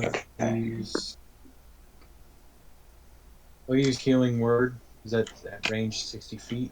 So we're gonna do 24 plus 6 plus my. Well, I need to be in line of sight for that because I'm inside the. Yeah, but I'm kind of out. I'm out in the hall, but I can kind of poke. You're diagonal from. He's diagonal from you. Yeah. Yeah. So he's in the hall or in the room. Well, that's what I was gonna ask. I thought you moved back into the hallway. I thought he moved in the room. Well, he did, but then he moved back out, took a couple of hits, and. Oh, are you in the hall with us? Are you in the hall or are you in the room? Yes. In the hall. Okay, so I'm gonna use Cure Wounds since we're right next to each other. It's gonna give us a better chance of healing here. So right now the only ones of you guys that are in the hall is Glenhorn, Blitz, and a Chroma. So Glenhorn, I put my hand on your shoulder and chant Abra colonoscopy, and you're healed for 10 points of damage. Thank you. I feel so clean on the inside. And Since my bear's dead, I don't think I have any other. Let me see if I have a bonus action. I don't think I do. No, I used all 3 today. Of the No, animals are dead. I know that. I was looking for bonus bonus actions. action. Shield of faith or spiritual weapon. I'm gonna save my healing. Ooh, So I'm going to ready my mace, and if something sticks his head out, I'm gonna bop him through the door. Okay. Boop. That's Blitz or Chroma. You're up. Remove him from the initiative order.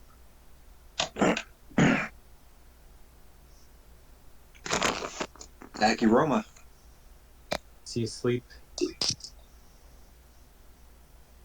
If I was a warlock, I'd be.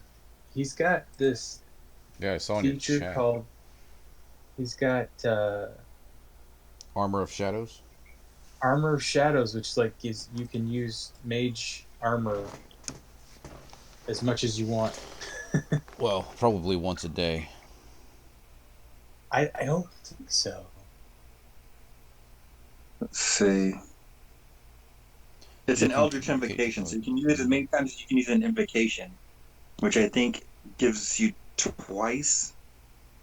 At level 3, I'd have to look it up, but I think it's twice or something like that. Or maybe it's equal to your Charisma modifier, but... Twice. It just says at will. That's 16 mage hours, armor. so that's all you're going to need anyways. Oh, you're right. It's... Alright. But still. I mean, it's pretty good. You know, Warlocks have some great things at their disposal. So, is a Chroma awake? A Chroma. Readiness. Yeah, I just don't know how that magical or the Armor of Shadows works. Like, well, you basically be casting Mage Armor, so I think it says an action. It has a different name, and it has a different but it's the same effect. It's basically that spell. You just get it instead of having to be a wizard to do it. You get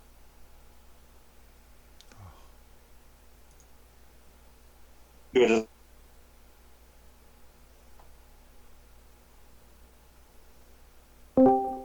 up there's lose one kick of the day. You know, we all have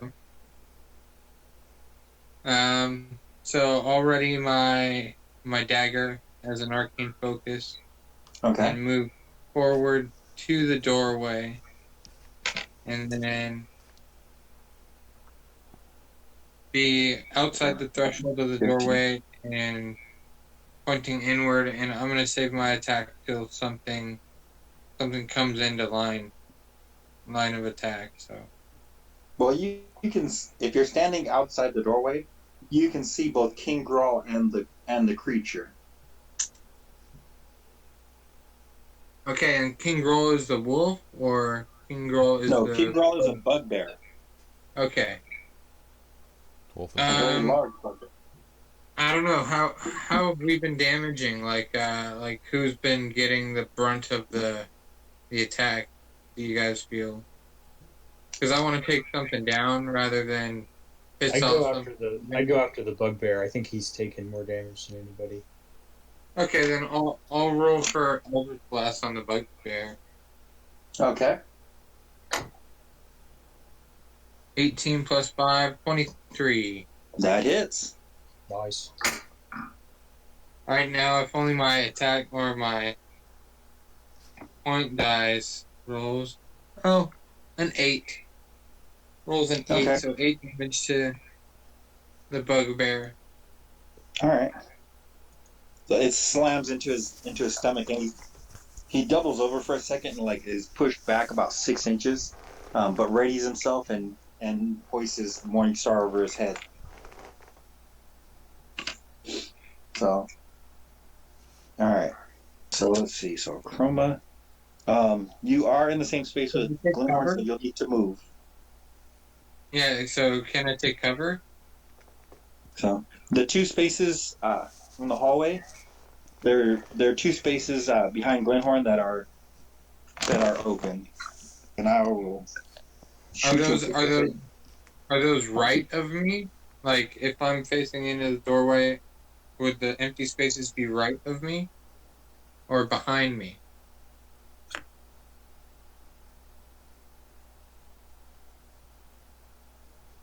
So there's one spot behind Blitz and one spot behind Glenhorn, or to the left of each of them, that you can make it through. Or you can move all the way down. That'll use all of your movement too. Well, then I'll move all the way down. Okay. Instead of going backwards, I'll go right 3 spaces. Okay. Okay. So there goes that. Let's see. Now, it is the creature's turn. And let's see, he's got some juicy targets just sitting in front of him. Or her, or it. Okay. Olo. As the creature steadies itself after the bite from Salil, it saw you unleash a cone of magic and is going to attempt to slam you. Dun dun dun. Boys for boys. Let's see. That is going to be an 8. So I doubt that one hits. You did not fall into a coma recently, have you? Nope. Okay. So as it attempts to hit you, it just glances off of your shell. The second hit is going to be, it's definitely going to hit. That's going to be a 24 to hit. Barely. Ouchie. And that's going to be 10 points of bludgeoning damage. As he just, like, slams his fist into the side of your head. So your ears ring for a second, your vision goes white for just a minute. And then he pulls his arms back and readies himself for the attack. Let's see. I'm bloody. Now, so it is Guntram's turn. Guntram, Gundren style. he screams at King Groll, and like he is in full dwarven frenzy phase. He's just like He's got a dagger hovering next to him if he needs it. he grabs the dagger and leaps into the air, trying to plunge it into King Groll's chest.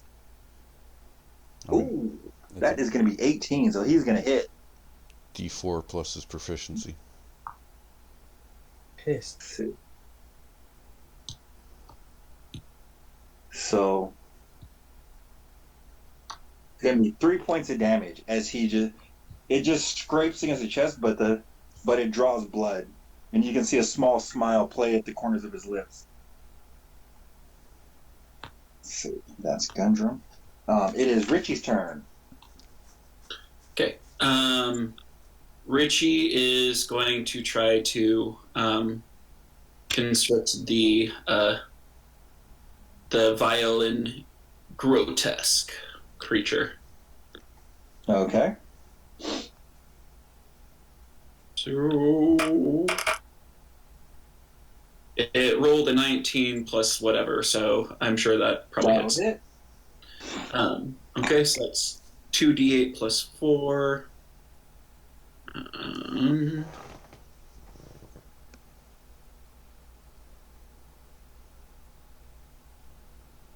So that is going to be 10 points of bludgeoning damage, and the target is grappled. Okay. Okay. And there's no DC on the first attack for that, right? Or the first round. No, it's yeah, just the escape automatic. DC I think is when it's on its turn. Okay. So how much damage was that? I believe that was 10. Let me see. It was a 6 plus 4. Yeah. Okay. So Richie just grabs it by the chest and in the blink of an eye, it just wraps around like his legs and his hips. So, let's see. That is going to be Richie's turn. Okay. Let's see. Yeah, so all attack rolls have advantage. And the creature has disadvantage on dex saving throws.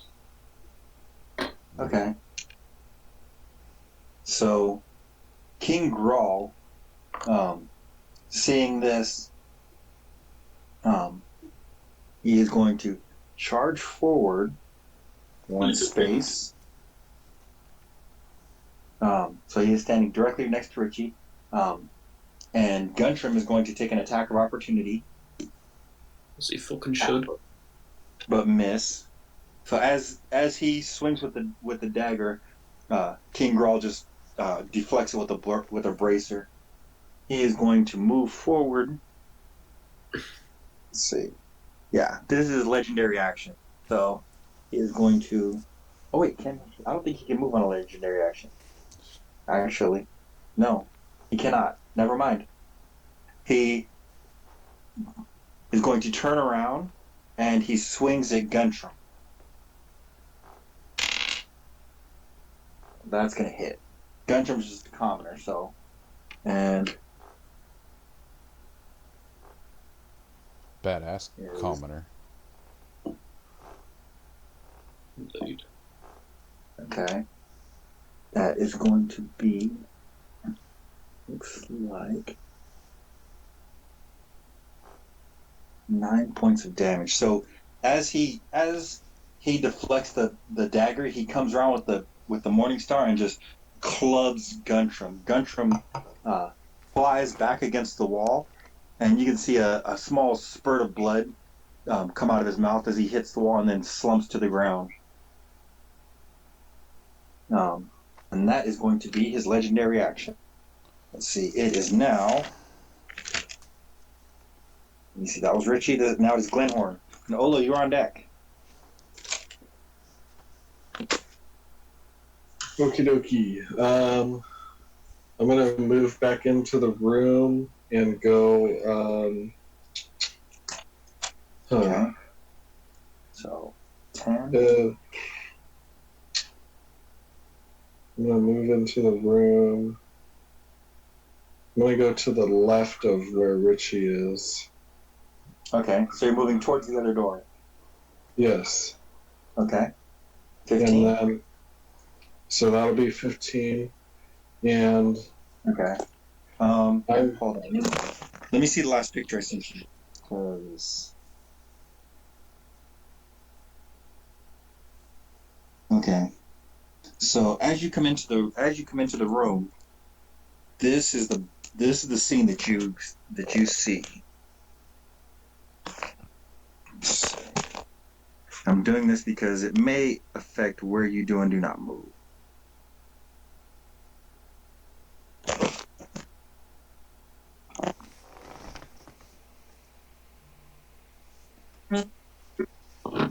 right. Okay. I'm actually gonna go right, and I'll just take the risk of that guy attacking me. So I'm gonna move into that far right corner. Okay. Let's see.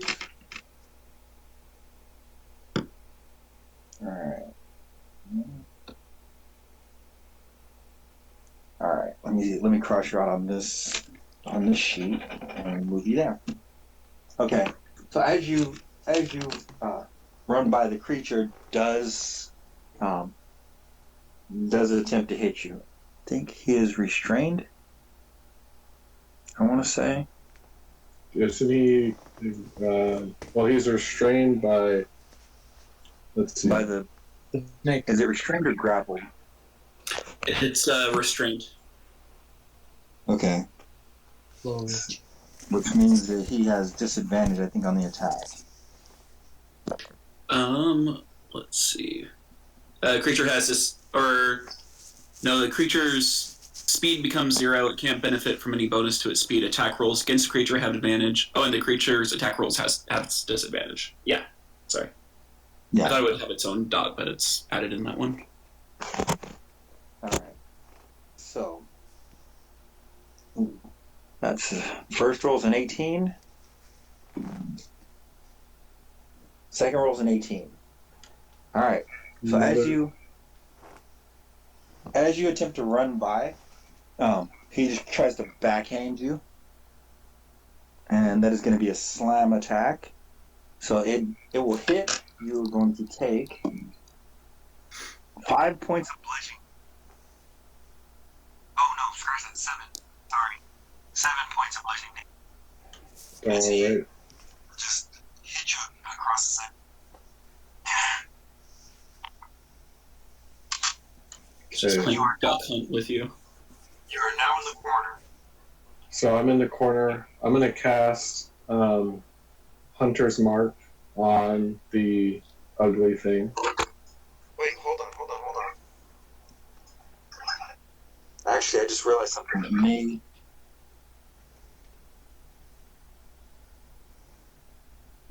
may change what you want to do. Okay. Yeah. So remember, you cast Entangle. Right. So you're actually difficult terrain. Yeah, you would be moving through the area. It's difficult terrain. So it's double. So 5, 10. I think I can still make it because if it's What's 5, your speed? I have 35. So 5. Oh, yeah, you'll make it. Just 15, barely. 25. Yeah. Yeah. Okay. Okay. So I will cast Hunter's Mark on the ugly thing. Okay. And then I will shoot at it.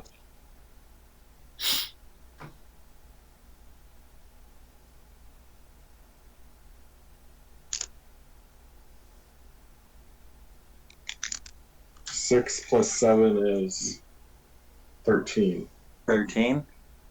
So even though he's restrained by Richie, as you let loose the arrow at the last second, he's able to twist his body. Wait, don't I get advantage? I was just gonna say, doesn't he get another roll? Yep. Is it? Okay. Let's see. Good snake. Yeah, all attack rolls against the creature are at advantage, and he's at disadvantage. Alright, let me try again. Yep, you actually do.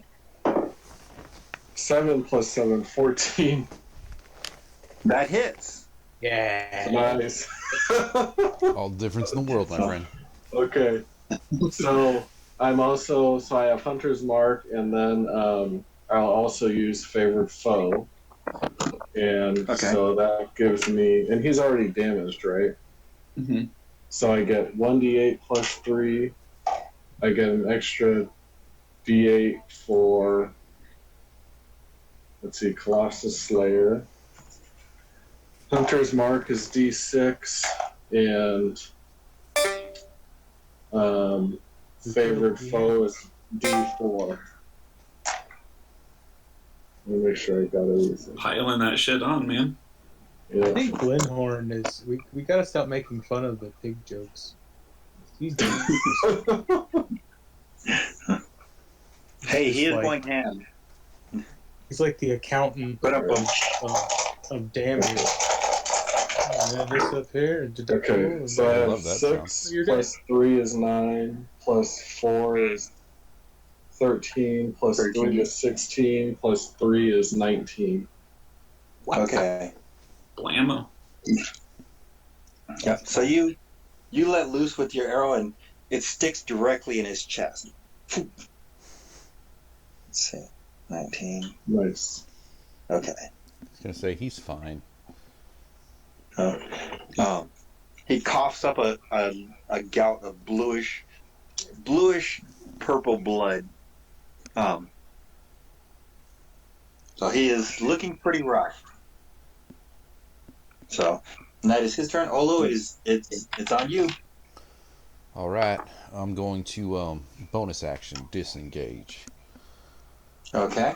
I'm going to step up one in Salil's area and then move diagonally towards that little table, putting me 15 feet away from King Grawl and about 15 feet away from the monstrosity. I do have my bow and arrow out still. So I was holding up Okay, one so hand. you're Doing the, let's see. So you're to the north of the table now, right? I'm next to the table. Well, whatever. Yeah, I'm to the right to the left of that table. I think that's a table. I don't know what that is. So if you're looking at the picture on the north hand side, the little circle with the four little things coming out of it, I'm right to the left of that. Yeah. It's a lovely dinette set. Right.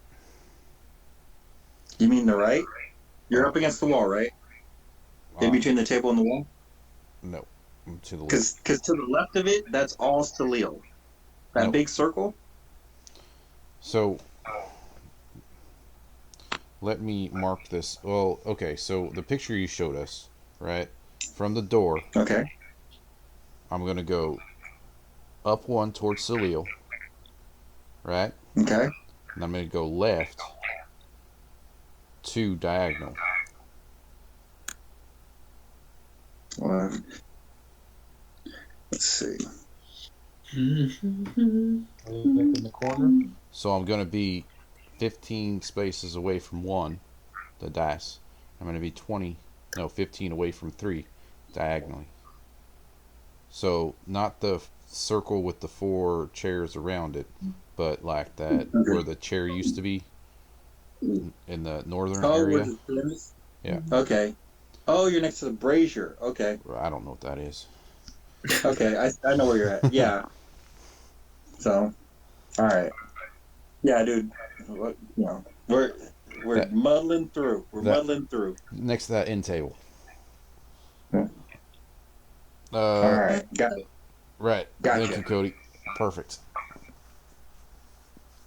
So, at this time. Okay. So. Okay, you took the disengage action. Bonus action. Yep. And I went through Salil as to not get the number one to get the attack on me. Which, yeah. Which used 10 of my movement. It still gave me. I could still get there or whatever. I did the math earlier. It was like 20. Yeah, you're good. Yeah. Then from there, I'm gonna look at King Grawl and go and point over at Salil and go, "Hey, we got a little doggy too." I'm gonna shoot his monstrosity in the face. Okay.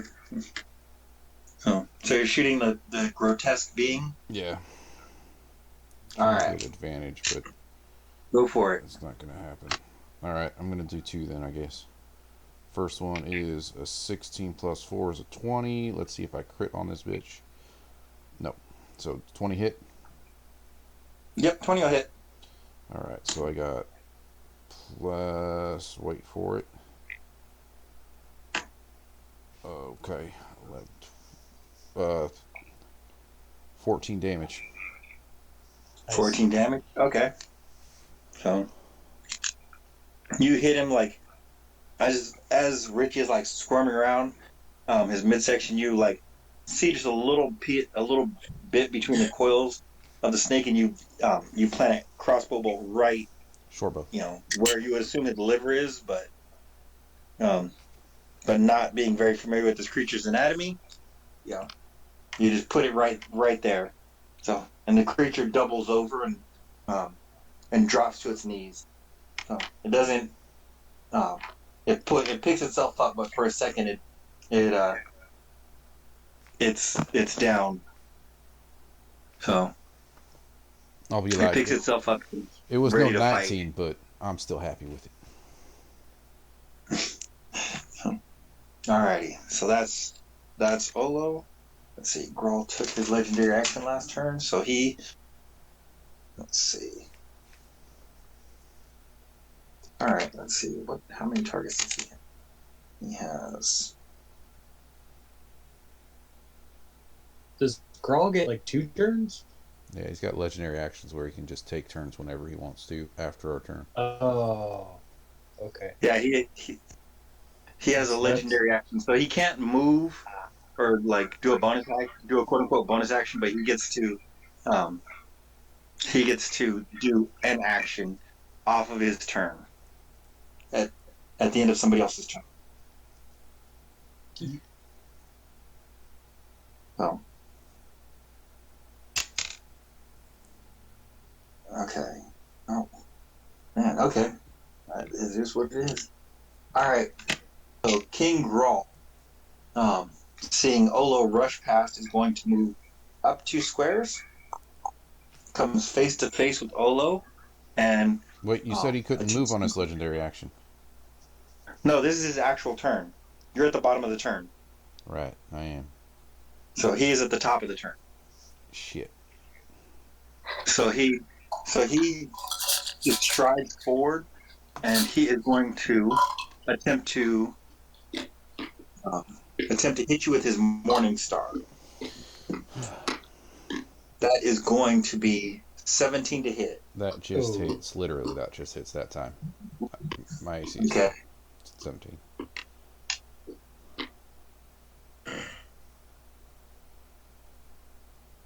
Oh, you guys are so lucky. I'm rolling like crap. Okay, that salvages a little bit. So that is going to be 16 points of piercing damage. I'm down. As he just...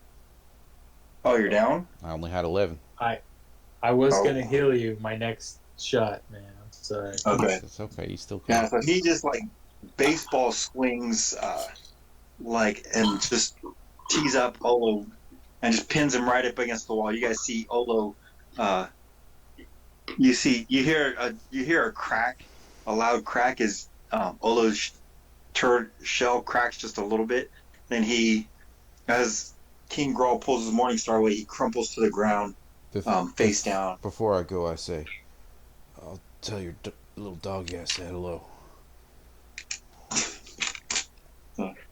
At which point he roars and then attacks you 14 more times in quick succession. All right. So I got my new character ready. Let's see. That is going to be King Grawl's turn. Salil, it is on you. Okay. Well, unfortunately, I don't have a healing pizza to give my turtle friend. So instead, I will just go in for the standard attack against the grotesque creature, and there's still an enemy near or an ally nearby, so I get pack tactics, right? Yeah. Okay. Yeah, Richie is still engaged with him. Oh, that's right. Yeah. Okay. Well, that's good because one of them was a natural 1. So the other one is 11 plus 6, I think. I believe so. Plus 5, so 16. Okay, that'll hit. Okay. So 2d6 plus 3.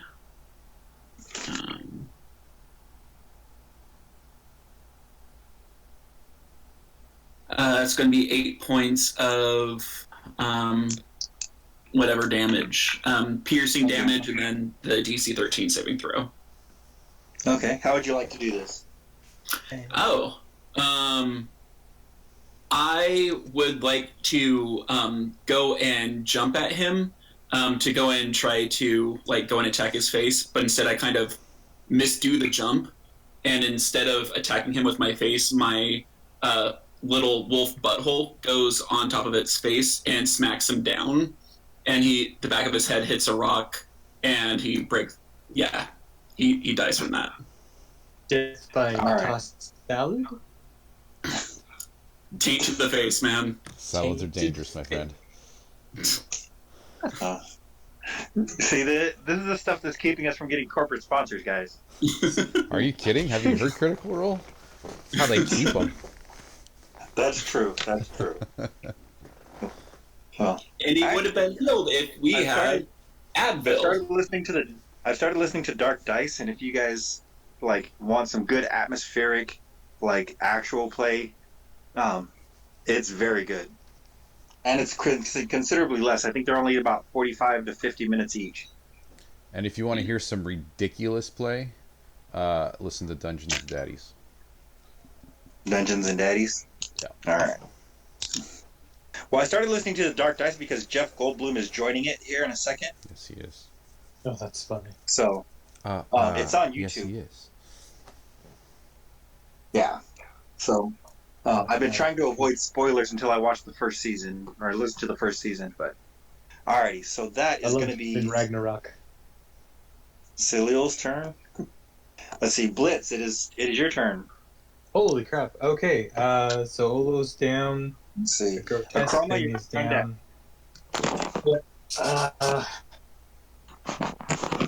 You know what? Okay. Sorry, I was getting all set to heal Olo, but I gotta get across the room to get him back up. But I don't want to get hit by. Do you have a healing word? Will it work when you're down? Yep. Okay, yeah, do it. And I can use it as a bonus action, I think. Yep. Yeah, healing word is a bonus action.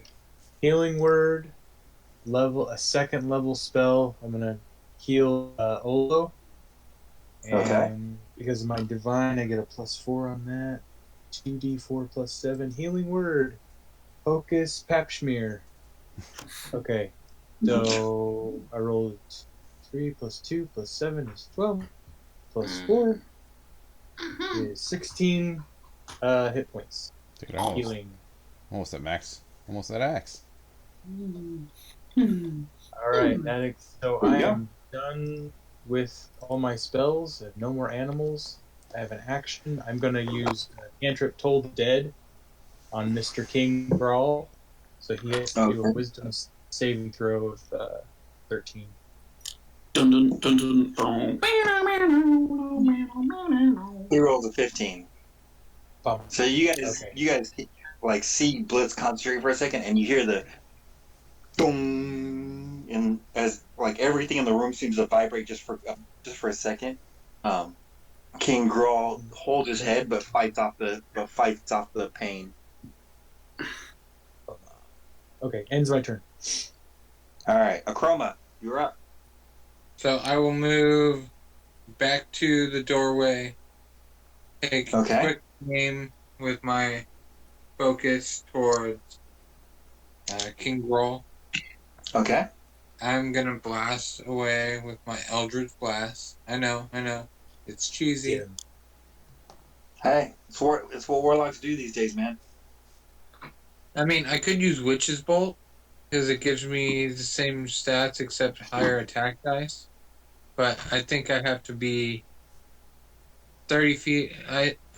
Could I be within 30 feet of him at the doorway, or? Yeah, you'd be within.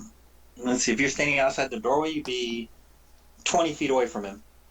Okay, so I'm gonna use Witch's Bolt or Witch Bolt, Okay. and that's got a +5 to my roll as well. So 11 + 5 is 16. Does it hit? That'll hit. All right, so it is 2d12.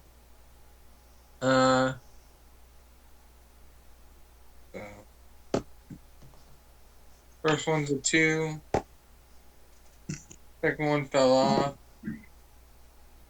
So 13. 13. Okay. 13 damage. All right. So there's that. Okay. So it just hits him, bam, bam, right in the chest, and it leaves a scorch mark and a small burn pit in his chest. He does start to bleed. Well, you can see some of his fur is burnt away. And I'm going to retreat back around the corner so he can't get... All right. Yep. And you can do that. Let's see. So that is gone. Let's see. This is okay. So, good. Let's see. At the end of Guntram's turn, seeing Olo's wounds heal, and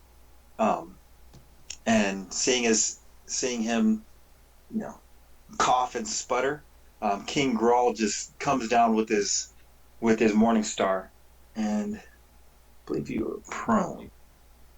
I am prone. I tell him, you hit like your sister, or my sister, which doesn't hit very hard. I don't have a sister. Sorry, I'm still dying.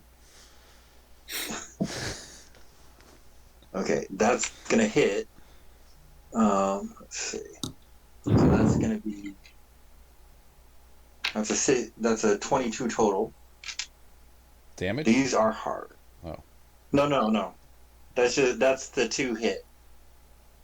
So he rolled an 18 plus 4. Sure. Okay.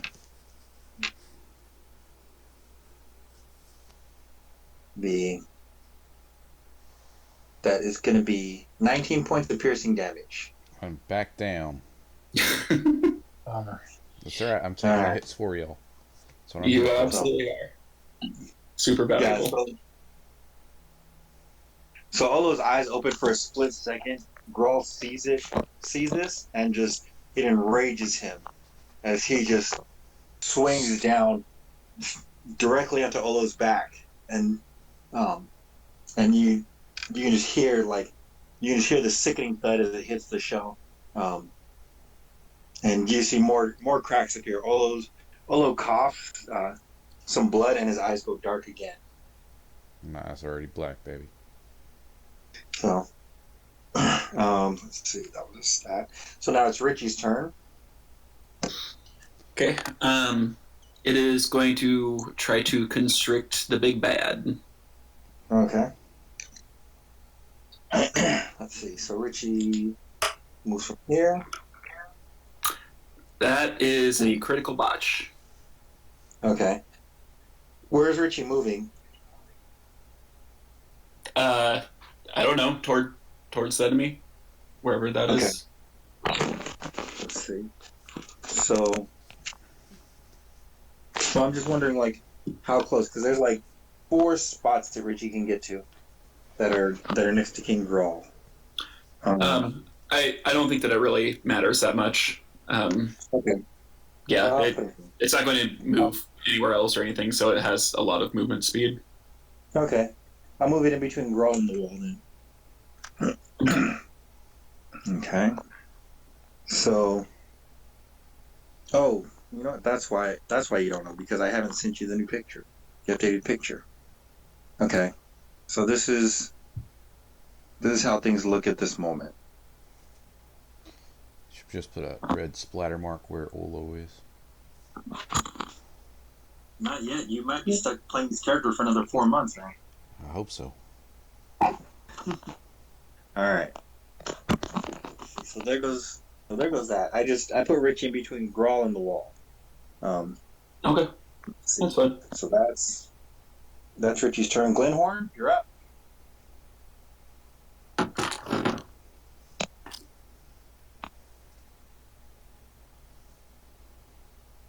Uh-oh. Mic problems. Drop the mic.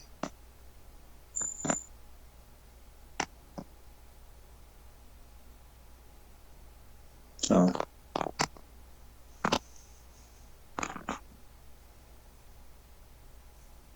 Glenhorn he's probably doing the Miko and shouting into a silenced mic right now. I'm gonna use the little boy's room. I'll be right back. Okay. Maybe working out. All right. Glenhorn.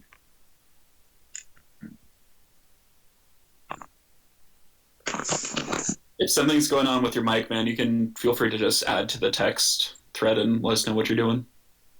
Yeah. Dylan? Yeah. You can also do that. Hit the messages. Wait, whose turn is it? It's Dylan's. Diddy's. Okay. All right. Or we can just say he readies an action, I guess. Yeah, we can do that. Oh, but Olo just went to the bathroom. I wouldn't mind a bio break.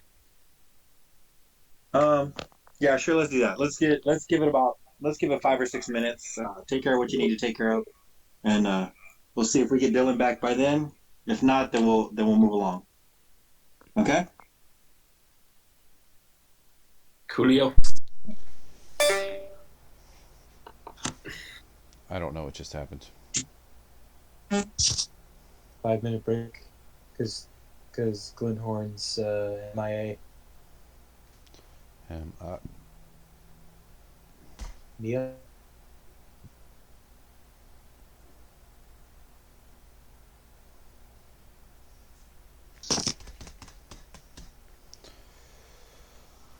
Well, ladies and gentlemen, we're on a 5-minute break. What do you want to do?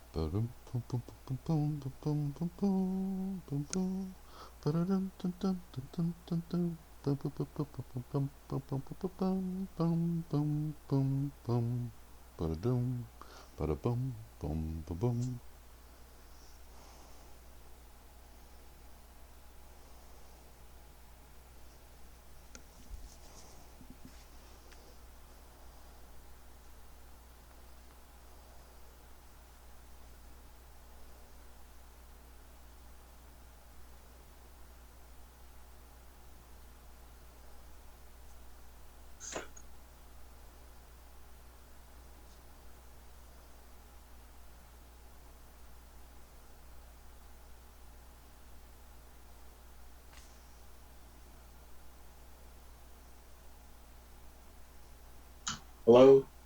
Hello. Can you hear me now? I can hear you now. I don't know what happened. I've been trying to figure that out for 5 minutes. Can't tell you, Well, buddy. we just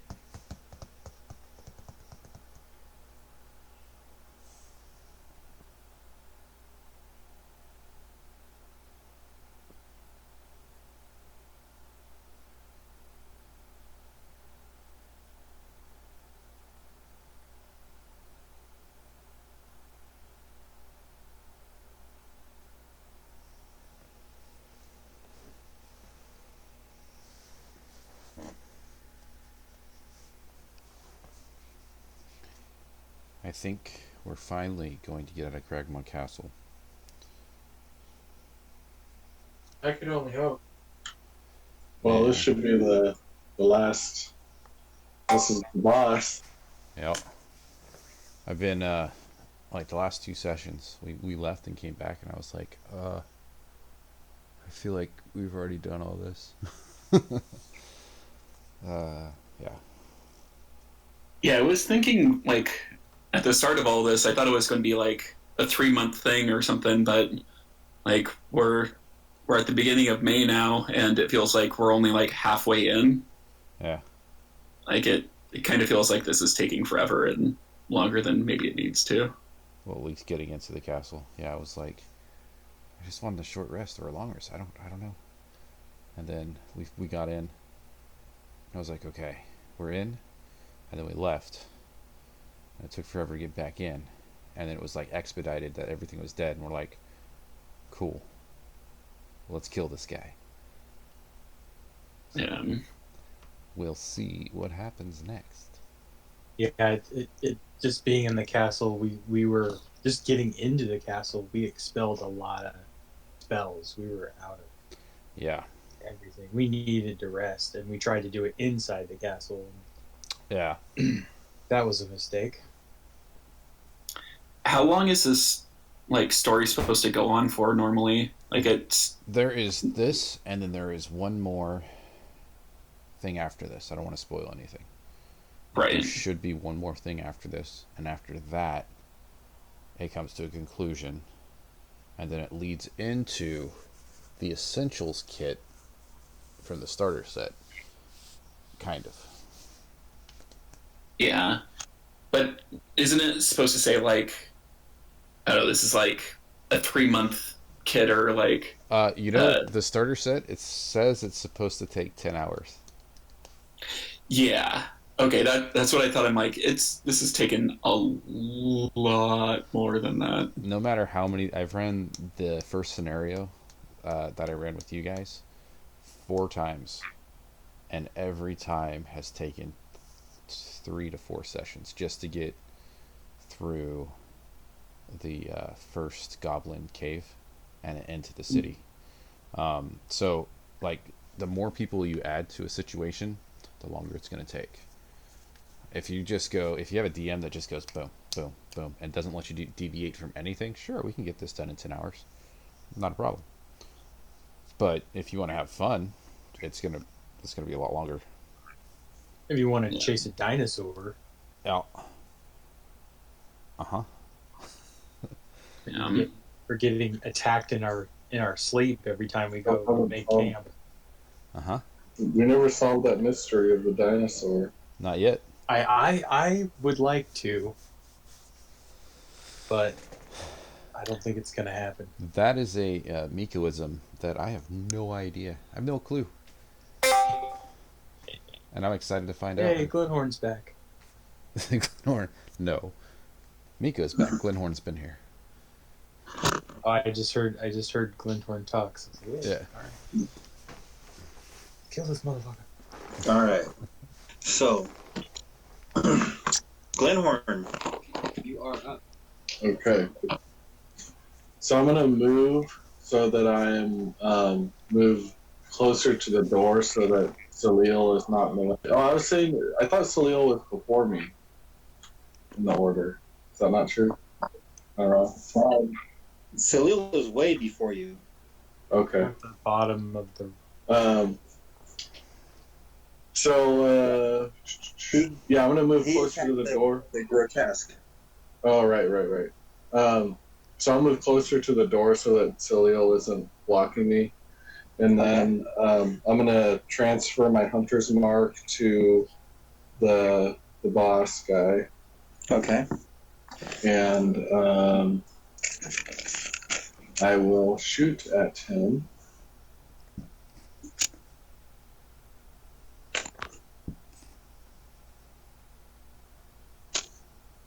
That's 10. 10. Okay. So as you let loose the arrow at the last second, he kind of looks at you and he ducks his head as it just hits the stonework behind his head. As you miss. So Olo, go ahead and make me a death saving throw. Yes. Oh wait, did you? I think before. Okay, so when I cast the entangle, that's a concentration spell, but then I cast Hunter's Mark, and that's also concentration. So that means the entangle dropped. Okay, so that means I have enough movement speed. I moved. Let's see. Yeah, you've only used 15 at this point. So I'm gonna move back into the corner. Okay. And we're done. Okay. All right. So Olo, make me a death saving throw. Fantastic. Let's see what comes up. That is a fail. All right. So as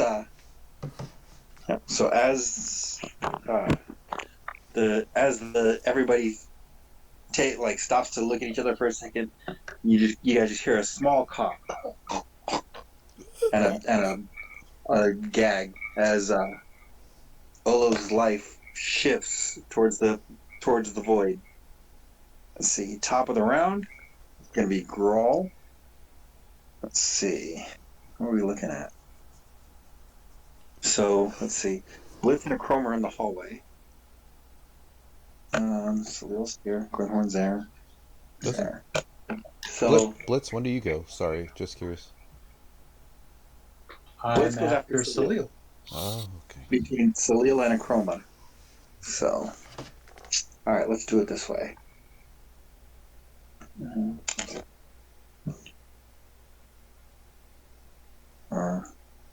Let's see.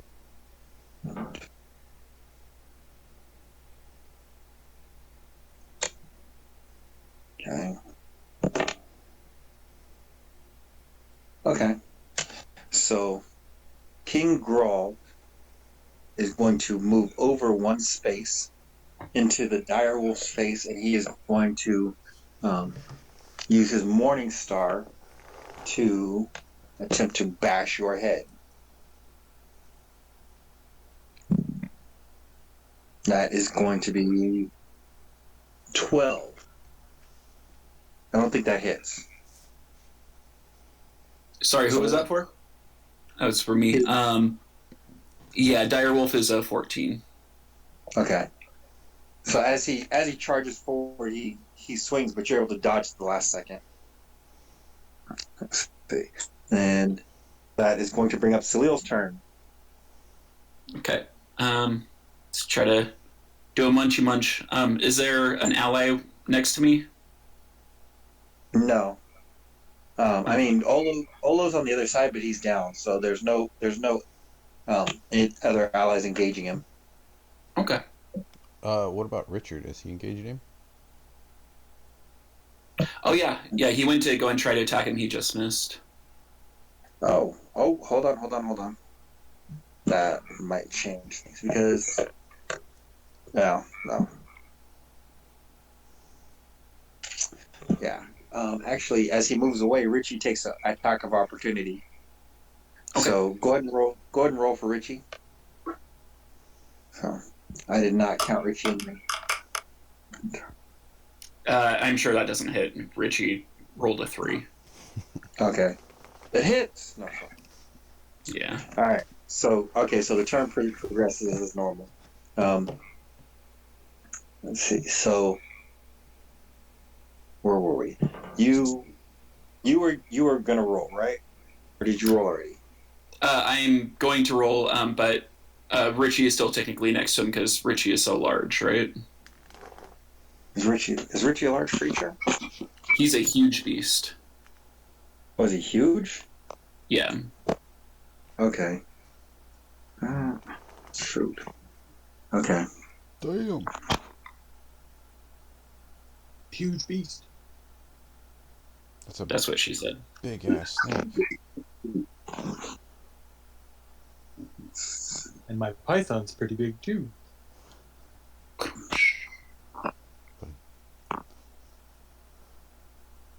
Oh. Shoot. Okay. Okay. I have to keep that in mind for later. I thought he was medium, but okay. Otherwise, he takes up half this room. Oh. Most of you would be prone or incapacitated. All right. It's like my large elk debacle. Yeah. Yeah, you forget how low she is too. Yeah. That's okay. We're moving forward. We're getting past trauma. We're moving forward. All right. So, let's see. Yeah, I'll give it to you. It's fine. Okay, The truth is, I don't anticipate this combat going on much longer, but gotcha. So there's 14 plus 5, so 19. that'll hit. Okay. So 2d6 plus 3. It's going to be 13 points of whatever damage. Okay. Piercing damage. Piercing. And then a DC 13 strength saving throw.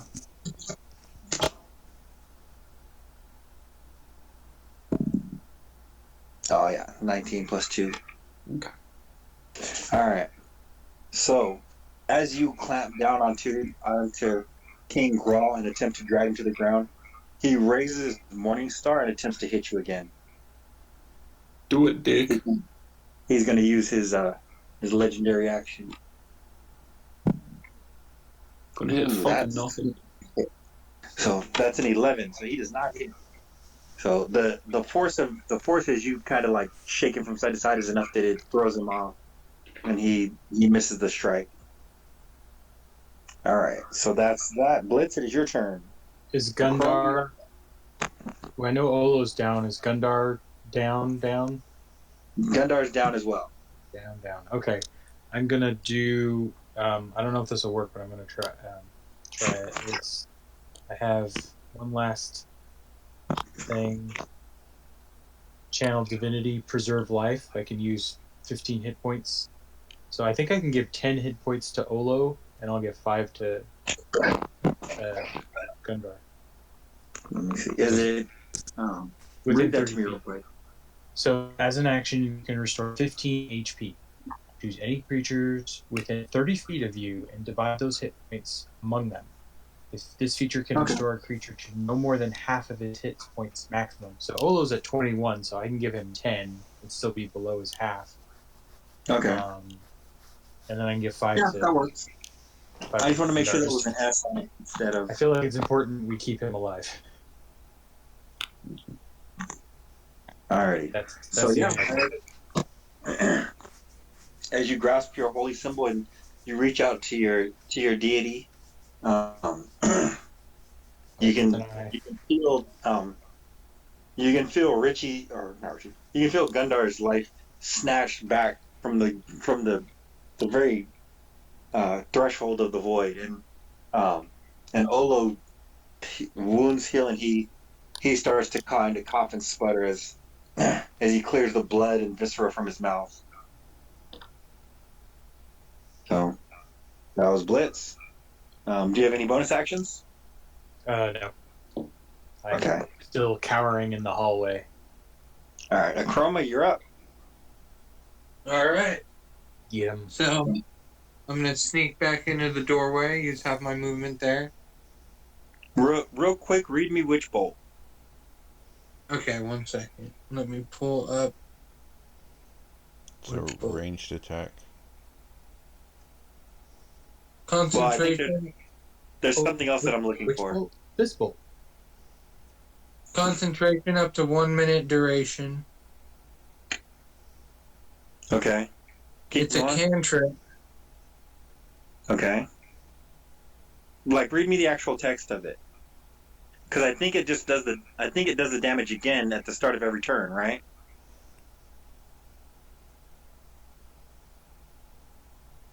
I'm not sure. So, casting time, 1 action.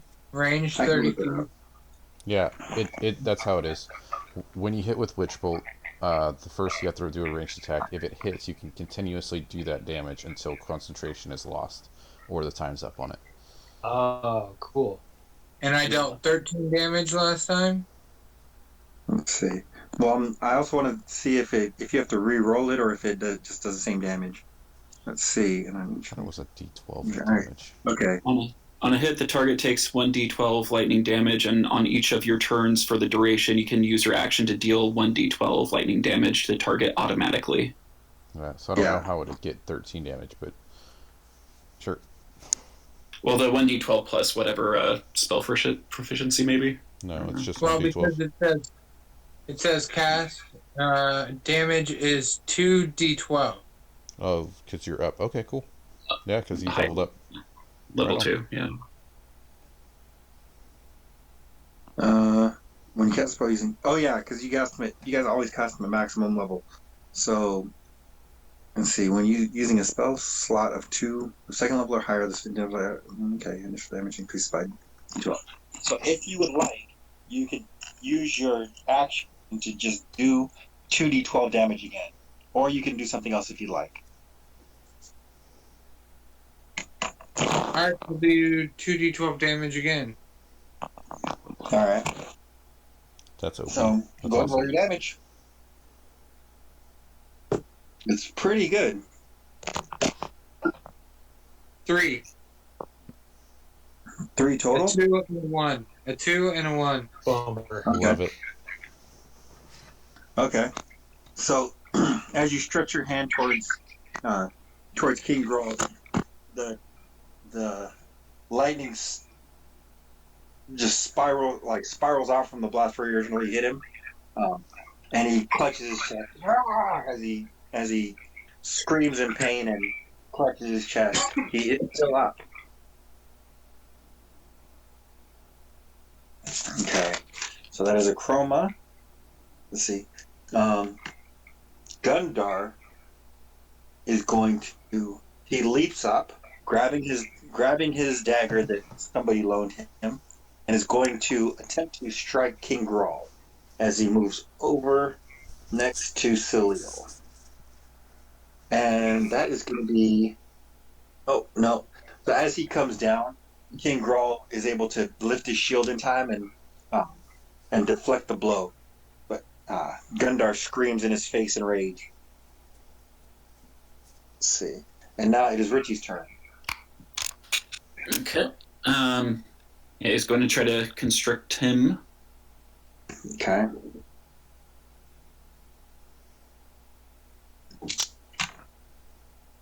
So I rolled an 8 plus 6, so that is 14.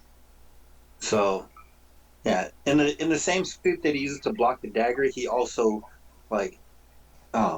brushes aside Richie as Richie strikes at his chest, attempting to grapple him. Richie's just failing. Glenhorn, you're up. Olo, you're on deck.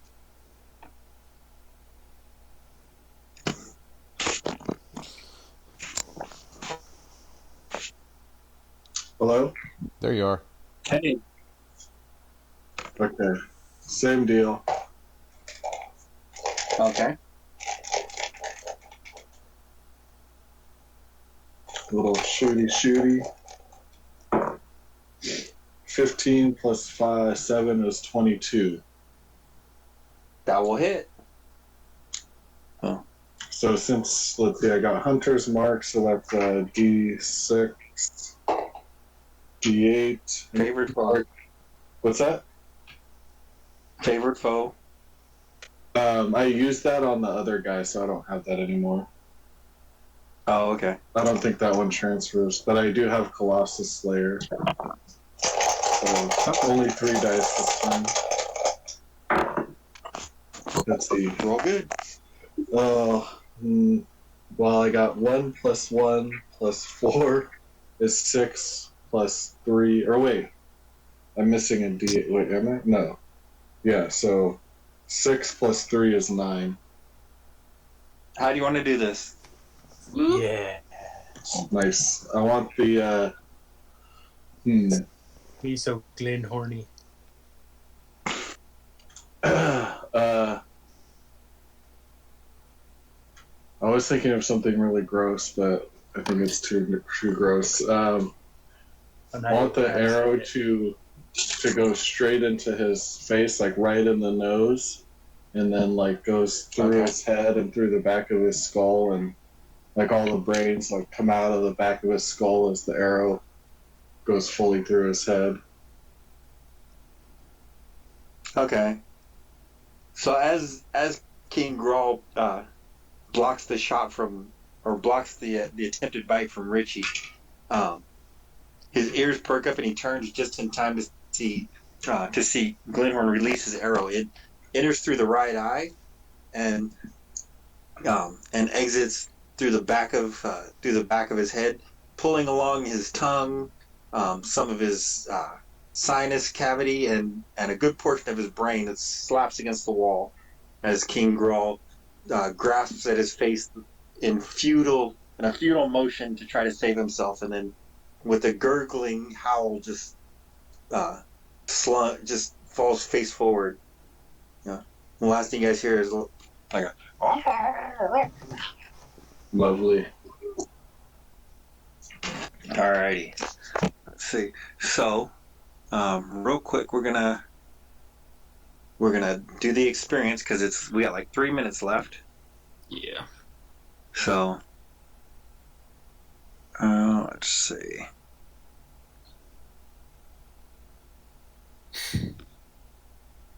Hey, so what was the grotesque thing? Did that have a name? It was a doppelganger. Doppelganger? Yep. So it has the ability to turn into somebody else. But I didn't get an opportunity. Yeah, I didn't really get an opportunity to. Because we fucked him up. Let's see. Okay, so all total, that's going to be 950 experience divided out. Still not enough to level up.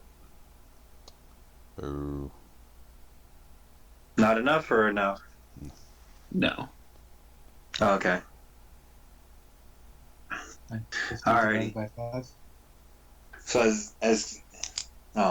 okay. So, How many? that's right. You healed Olo and Gundren. Perfect. So as King Grawl falls, you guys, breathing heavily, look at the carnage around you. A large wolf, a changeling, and a bugbear king all laying in their own blood and offal. And take stock of what has been won this day.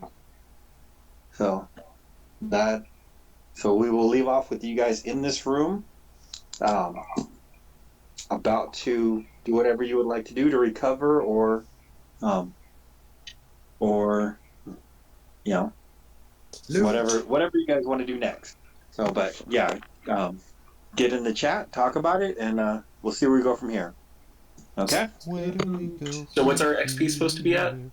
100 and something. 190. I'm at 2170. 2170. Okay. Okay. Let me copy that down.